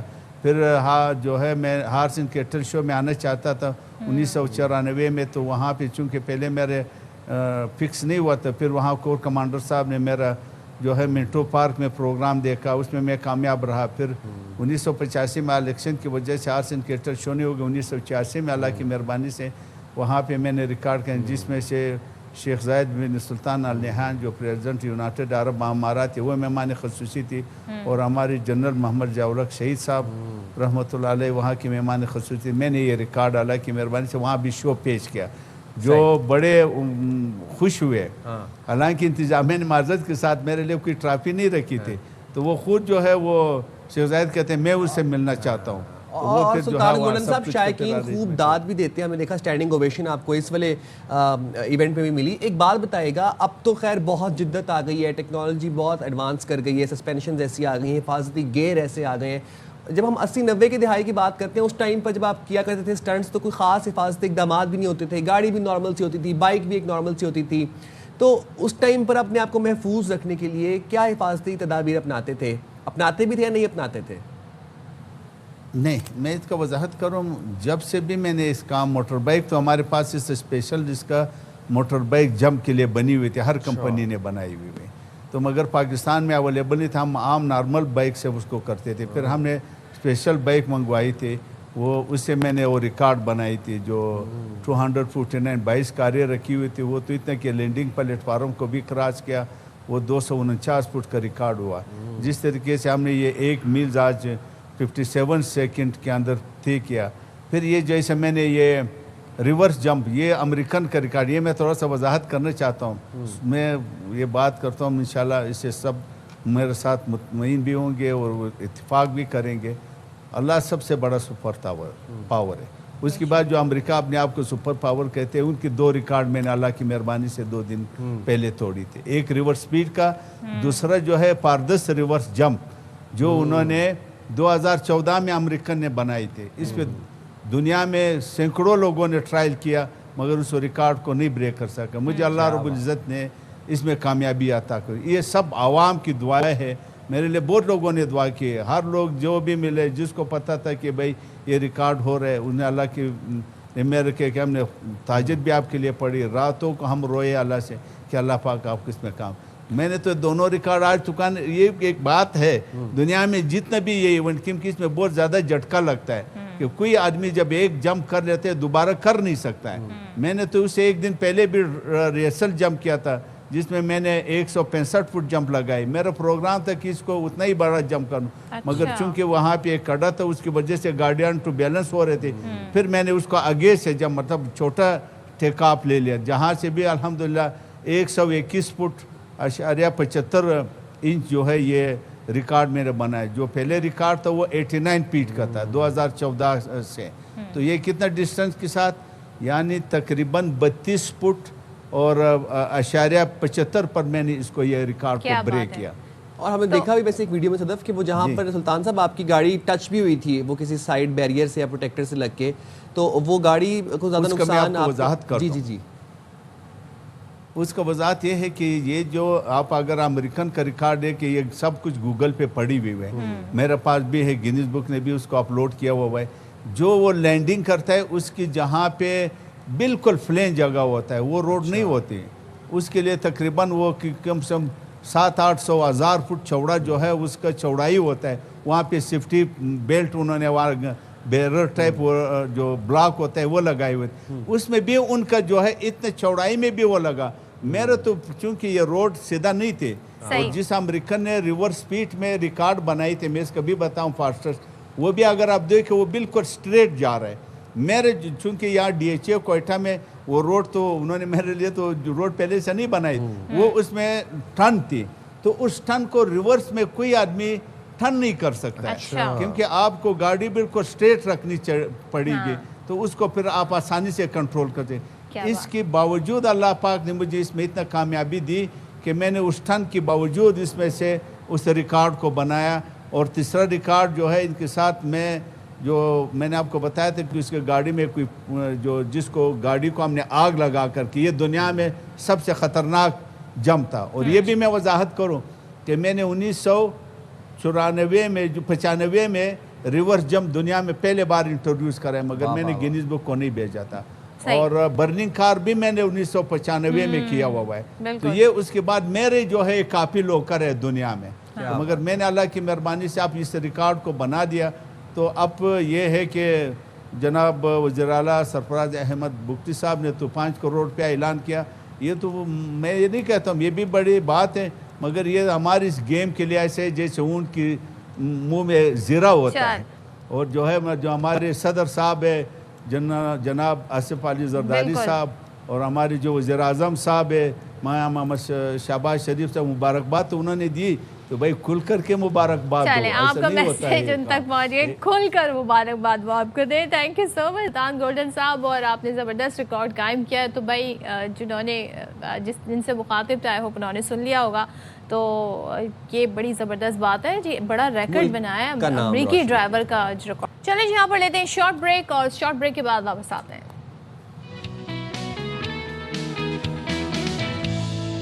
Welcome back once again. इस वक्त बात करेंगे भारतीय फिल्म धुरंधर के हवाले से। यस, अगर मैं इसका नाम सही से प्रोनाउंस कर सकूं। अच्छा जी, इसमें जहाँ पाकिस्तानियों को बड़ा एतराज़ है, और क्यों एतराज़ है? एक तो हमारी कराची, हमारे लियारी से स्टोरी ली है, फिर उसको उन्होंने ट्विस्ट अपना दिया है। मुझे किसी ने बताया जी, फाइटर मूवी जो थी ऋतिक रोशन की, उसमें उन्होंने दिखाया था लाहौर पोर्ट जो है ऋतिक रोशन और उनकी टीम ने तबाह कर दिया था। अब फिर मुझे अंदाज़ा हुआ कि इंडियन मीडिया ने एक्चुअली फाइटर फिल्म से पाकिस्तान का नक्शा हासिल किया था, और ये आइडिया वहाँ से आया था। अच्छा, धुरंधर पे क्या एतराज़ कर रहे हैं पाकिस्तानी जो नेटिजन्स हैं, जो पाकिस्तानी सोशल मीडिया यूज़र हैं, वो ये कह रहे हैं जी हमारे यहाँ आदाब कोई नहीं करता। दूसरे हमारे यहाँ जो मर्द हैं वो रोल्ड स्लीव जो है ना, शलवार कमीज़ वो नहीं पहनते हैं, और ना ही मर्द जो है वो सुरमा लगा के आपको नजर आ रहे होते हैं। फिर ये कि और जो इंफ्रास्ट्रक्चर दिखाया गया लियारी का, वो वैसा नहीं है। जो असलम चौधरी जो है, उनकी वाइफ का एतराज़ है, जो ख़ास तौर पे डायलॉग है, वो बड़ा एतराज़ कर रही है कि जो काफ़ी कह रही है डिसरिस्पेक्टफुल तरीके से उन्होंने चौधरी असलम को यूज़ किया है। फिर जनाब सिंध हुकूमत अब आ गई है। अब सिंध हुकूमत कह रही है जी प्रोपेगेंडा ही किया गया है पीपल्स पार्टी के खिलाफ, और क्योंकि बिलावल भुट्टो जो हैं उन्होंने नरेंद्र मोदी को बुचर ऑफ गुजरात कहा था, तो उसका बदला इस तरह लिया जा रहा है। तो इस पर मुर्तज़ा भाब भी बोले, इस पर शर्जील नाम मेमन साहब भी बोले। ज़रा सुन लेते हैं सिंध हुकूमत क्या कह रही है। पाकिस्तान में जो है हुकूमत जो है वो फिल्म इंडस्ट्री को फरोग देने के लिए मुख्तलिफ प्रोजेक्ट्स पे काम कर रही है, और उसमें हुकूमत सिंध ने लीड ली है और काफ़ी प्रोजेक्ट्स पे काम हुआ है। तो हमारी जो पहली फिल्म है मेरा लियारी के नाम से, वो तैयार हो चुकी है, और वो मूवी रिलीज हो रही है समझे कि फर्स्ट वीक ऑफ जनवरी में। जी, फर्स्ट वीक ऑफ जनवरी में हुकूमत ने ऐलान कर दिया है कि मेरा लियारी के नाम से पाकिस्तानी मूवी रिलीज की जाएगी, जिसमें एक्चुअल डिपिक्शन ऑफ लियारी होगी। हाँ, तो अब इस हवाले से हम जिस शख्स से बात करें, उनका तो ताल्लुक भी कराची से है, उनकी हम कराची से, लियारी से, उनकी जी बाप, उनके दादा, उनकी पूरी ख़ानदान जी बरसों से वहाँ पर सियासत करता है, और उनसे बेहतर लियारी और लियारी की हिस्ट्री से कौन वाकिफ़ होगा। हमारे साथ मौजूद है जी तर्जुमान सिंध हुकूमत है नादिर कबूल। Thank you so much Nadir हमें ज्वाइन करने के लिए। सबसे पहले तो ये बताइएगा, ज़ाहिर है एतराज़ उठाया है, वजह उठाया है, और मैं समझती हूँ कि जो आर्ट है, जो फिल्म का मीडियम है, जो ड्रामा के प्लेटफॉर्म है, ये जिस तरीके से ये प्रोपेगेंडा फैलाता है और जिस तरीके से लोगों पे ये जाके असर करता है, कोई और चीज़ नहीं करती है। इंडियन मीडिया बड़े तरीके से, बड़े अरसे से इसका इस्तेमाल कर रहा है। इस फिल्म में भी यही किया गया है, कहानी फैक्ट्स को ही तब्दील कर दिया है। आपका किस चीज़ पर ज़्यादा एतराज़ है और किन किन चीज़ों पर एतराज़ है? जी बिल्कुल, इस चीज़ को सॉफ्ट पावर बोलते हैं। एक तो हार्ड मिलिट्री पावर होता है, मिसाइल्स और जहाज یہ سافٹ پاور ہوتا ہے جو کہ انڈیا نے ایک پروپیگنڈا ڈس انفارمیشن سیل بھی بنایا تھا جس کے تحت پاکستان کو ٹارگٹ کرتے تھے. اور یہ اس دفعہ انہوں نے انفارچونیٹلی لیاری کا استعمال کرنے کی کوشش کی ہے پاکستان کو بدنام کرنے کے لیے, اور پوری لیاری میں انڈیا کے لیے جو آلریڈی نفرت تھی وہ مزید بڑھ گئی ہے کہ آپ نے ہمیں کیوں اتنا بری طرح سے دکھایا ہے کہ یہاں پہ آپ کا را ایجنٹ آ رہا ہے اور لیاری کے اندر وائلنس اور ٹیررزم ہے. Lyari is not gang war, Lyari is not terrorism, Lyari is not violence, Lyari is the hub of multi culturalism, multi ethnic یہاں پہ لوگ رہتے ہیں. لیاری کے اندر آرٹسٹ ہیں, فٹ بالرز ہیں, ہماری جو خواتین ہیں وہ سر چڑھ کر بڑھ چڑھ کر وہ حصہ لے رہی ہیں فٹ بال کے اندر, باکسنگ کے اندر, ریپ کے اندر. بلکہ اس مووی کے اندر جو دکھایا ہے, جو مین سبجیکٹ ہے وہ یہی ہے کہ کس طرح ایک لیاری کی بچی فٹ بال کی شوقین ہے, پھر وہ ایک فٹ بال ٹیم خواتین کی بناتی ہے جو کہ انٹرنیشنلی جا کر ٹورنامنٹ جیت کر آتی ہے. لیاری کا نام جو ہے وہ اجاگر کرتی ہے, لیاری والوں کو پراؤڈ کرتی ہے, پاکستان کو پراؤڈ کرتی ہے. اس کی جو مین ٹائٹل سانگ ہے وہ بھی ایوا بی ایک لیاری کی ہی ریپ آرٹسٹ ہے, اس نے گایا ہے. تو اس مووی میں سندھ گورنمنٹ کے اشتراک سے, سندھ گورنمنٹ کی فنڈنگ اور سپورٹ سے ہم نے لیاری کا اصل روپ دکھانے کی کوشش کی ہے, کس طرح لیاری ہسٹوریکلی ایک بہت ہی پولیٹیکلی ایکٹیو حلقہ ہے جہاں پہ سوشل موومنٹس آئی ہیں, لیبر موومنٹس یہاں سے آئی ہیں. لیبر موومنٹ کی وجہ سے پاکستان کی لیبر لاز اسٹرانگ کیے, لیبر فرینڈلی لاز ہم نے لائے. تو یہ چیزیں لیاری کا اصلی جو پورٹریل ہے اس ہماری پاکستان کی بنی ہوئی مووی سے آئے گا. اور کسی سے بھی اگر کسی کی بھی کہانی سننی ہوتی ہے آپ ان کے پاس جاتے ہیں, جس طرح آپ نے درست فرمایا میرا تعلق لیاری سے ہے. میرے پردادا یہاں کے پہلے MP تھے 1936 کے الیکشنز میں.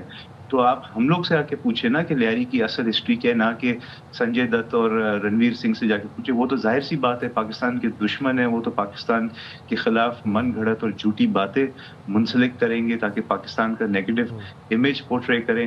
اس مووی کے اندر انہوں نے بلوچوں کو اور لیاری کے جو دیگر رہنے والے لوگ ہیں, جو کچی کمیونٹی ہے, جو پٹھان, نیازی, میاں والی کمیونٹی ہے, ان کے بیچ میں نفرتیں اجاگر کرنے کی کوشش کی ہیں, جس کو ہم فائٹ کرتے ہیں, ہم ریزسٹ کرتے ہیں. ہم کہتے ہیں نہیں, لیاری ایک گلدستہ ہے, لیاری میں بالکل. ہر اور نادر, ہمارے لیاری کی پہچان تو کھیل ہے. لیاری کے گلی کوچوں میں چلے جائیں, آپ کو وہاں پر taekwondo, footballer, music, rappers, boxers, بچیاں وہاں پر مکس مارشل آرٹ سیکھ رہی ہیں اور عالمی سطح پر مقابلے جیت کے روز ہمارے شو میں آ کے بیٹھی ہوتی ہیں آئے دن. تو یہ کون سا لیاری انہوں نے دکھایا اور ان کو اس لیاری کا بتایا کس نے, اور وداؤٹ اینی ریسرچ بس لیاری دکھا دیا؟ دیکھیں یہ پورا AI جنریٹڈ سیٹ ہے. ظاہر سی بات ہے لیاری کے اندر آپ لیاری والے ماشاءاللہ کتنے زندہ دل ہیں. دیکھیں لیاری کے بچے میمز بنا رہے ہیں ٹک ٹاک پہ اور انسٹاگرام پہ. وہ کہتے ہیں رنویر سنگھ کو, اڑے رنویر سنگھ تم آئے تھے, اگر لیاری بتاتے ہم تمہارے کو بریانی تو کھلاتے لیاری کی. تو ہم تو اس طرح سے کاؤنٹر کر رہے ہیں. لیاری والے تو جو ہے وہ بہادر لوگ ہیں اور لڑنے والے اس طرح کی نیگیٹو اور غلط چیزوں کے ساتھ لڑتے ہیں, اس کے سامنے لڑتے ہیں. تو ہم تو مذاق اڑا رہے ہیں رنویر سنگھ کا اور سنجے دت کا کہ بھائی آتے ہماری مہمان نوازی کھا کر جاتے ہیں نا, یہ جھوٹی باتیں کر کے AI سیٹ پہ آپ لوگ دکھانا. اور لیاری کے اندر انفارچونیٹلی انہوں نے دکھایا ہے کہ پتہ نہیں وہ شاید کوئی کلب سین بھی دکھایا ہے. ہم تو بہت ناراض ہیں, لیاری والوں کو بہت غصہ ہے ان چیزوں پہ, اور اسی وجہ سے ہم بہت خوش ہیں اپنی GCC کے برادران سے. آپ کو پتہ ہے GCC میں لیاری والوں کے لیے میں یہ جاننا چاہ رہی ہوں, دیکھیں اس سے پہلے ہماری سٹوریز وہ مزید اٹھاتے جائیں, پروپیگنڈا پھیلاتے جائیں. اٹس ہائی ٹائم کہ ہم اپنی سٹوریز کو اون کریں اور ہم فیکچول بات کریں. جو ہماری سٹوریز ہیں بڑا رچ ہے پاکستان کی ہسٹری کی. اگر ہم بات کریں یہ جو سٹوری ہے, کیا یہ اس ایشو کو کور کرے گی؟ جی بالکل. یہ سٹوری جو ہے ہمارے جو Lyari love for sports, for resilience, for resistance, for empowerment, for female empowerment, وہ چیزیں ہائی لائٹ کرے گی. اس کا جو مین کیریکٹر ہے وہ عائشہ عمر پلے کر رہی ہے, اور وہ ایک لیاری کی فٹ بالر کا رول ادا کر رہی ہیں, جو ایک پوری فٹ بال ٹیم کو اکٹھا کرتی ہے خواتین کا, اور انٹرنیشنلی جاتی ہے, پھر ٹورنامنٹ جیتتی ہے, اور لیاری کی بچیاں پاکستان کا نام پھر جو ہے وہ ہائی لائٹ کرتی ہیں, لیاری کو پراؤڈ فیل کرا کے ٹورنامنٹ جیتتی ہے. یہ ریلیز کہاں ہوگی, سینما میں لگے گی یا کسی یوٹیوب چینل پر آئے گی, کس طرح اس کو ریلیز کیا جائے گا؟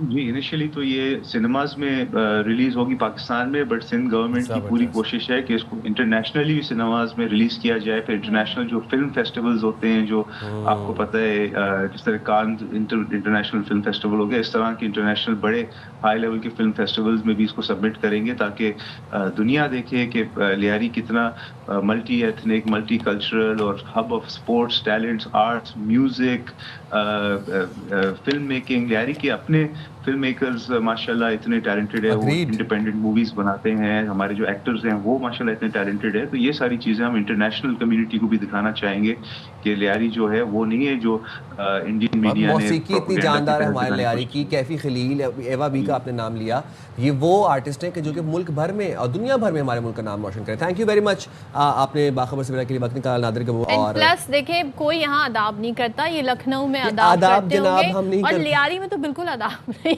کرتے. یہ بات ہے. Why do you guys think, why does Indians think کہ ہم لوگ ایک دوسرے کو مل کے آداب جناب کیسے ہیں تشریف فرمائیے، ایسے نہیں. یہ جب ہوتا ہے سائم جب آپ نے اپنا ہوم ورک نہیں کیا ہوتا اور آپ سمجھتے ہیں جی آپ نے ادھر ادھر سے کچھ دیکھا اور سٹوری بنا لی. فیکٹس جو اصل حقائق ہیں وہ آپ نے جاننے کی کوشش نہیں. نیوز بھی آپ کا پروپیگنڈا، ٹویٹس بھی آپ کی پروپیگنڈا، خبریں، اب وہ جو فلمیں ہیں وہ بھی آپ کا مطلب لاہور پورٹ فلم میں بھی گرا رہے ہیں اور اصل میں بھی گرانا چاہ رہے ہیں. پورٹ نہیں ہے لاہور میں، یہ سمپل بات بتا رہی ہوں میں آپ کو. ہمیں دیں اجازت، اپنا بہت خیال رکھیے گا. انشاءاللہ ملاقات ہوگی آپ سے. پاکستان زندہ باد.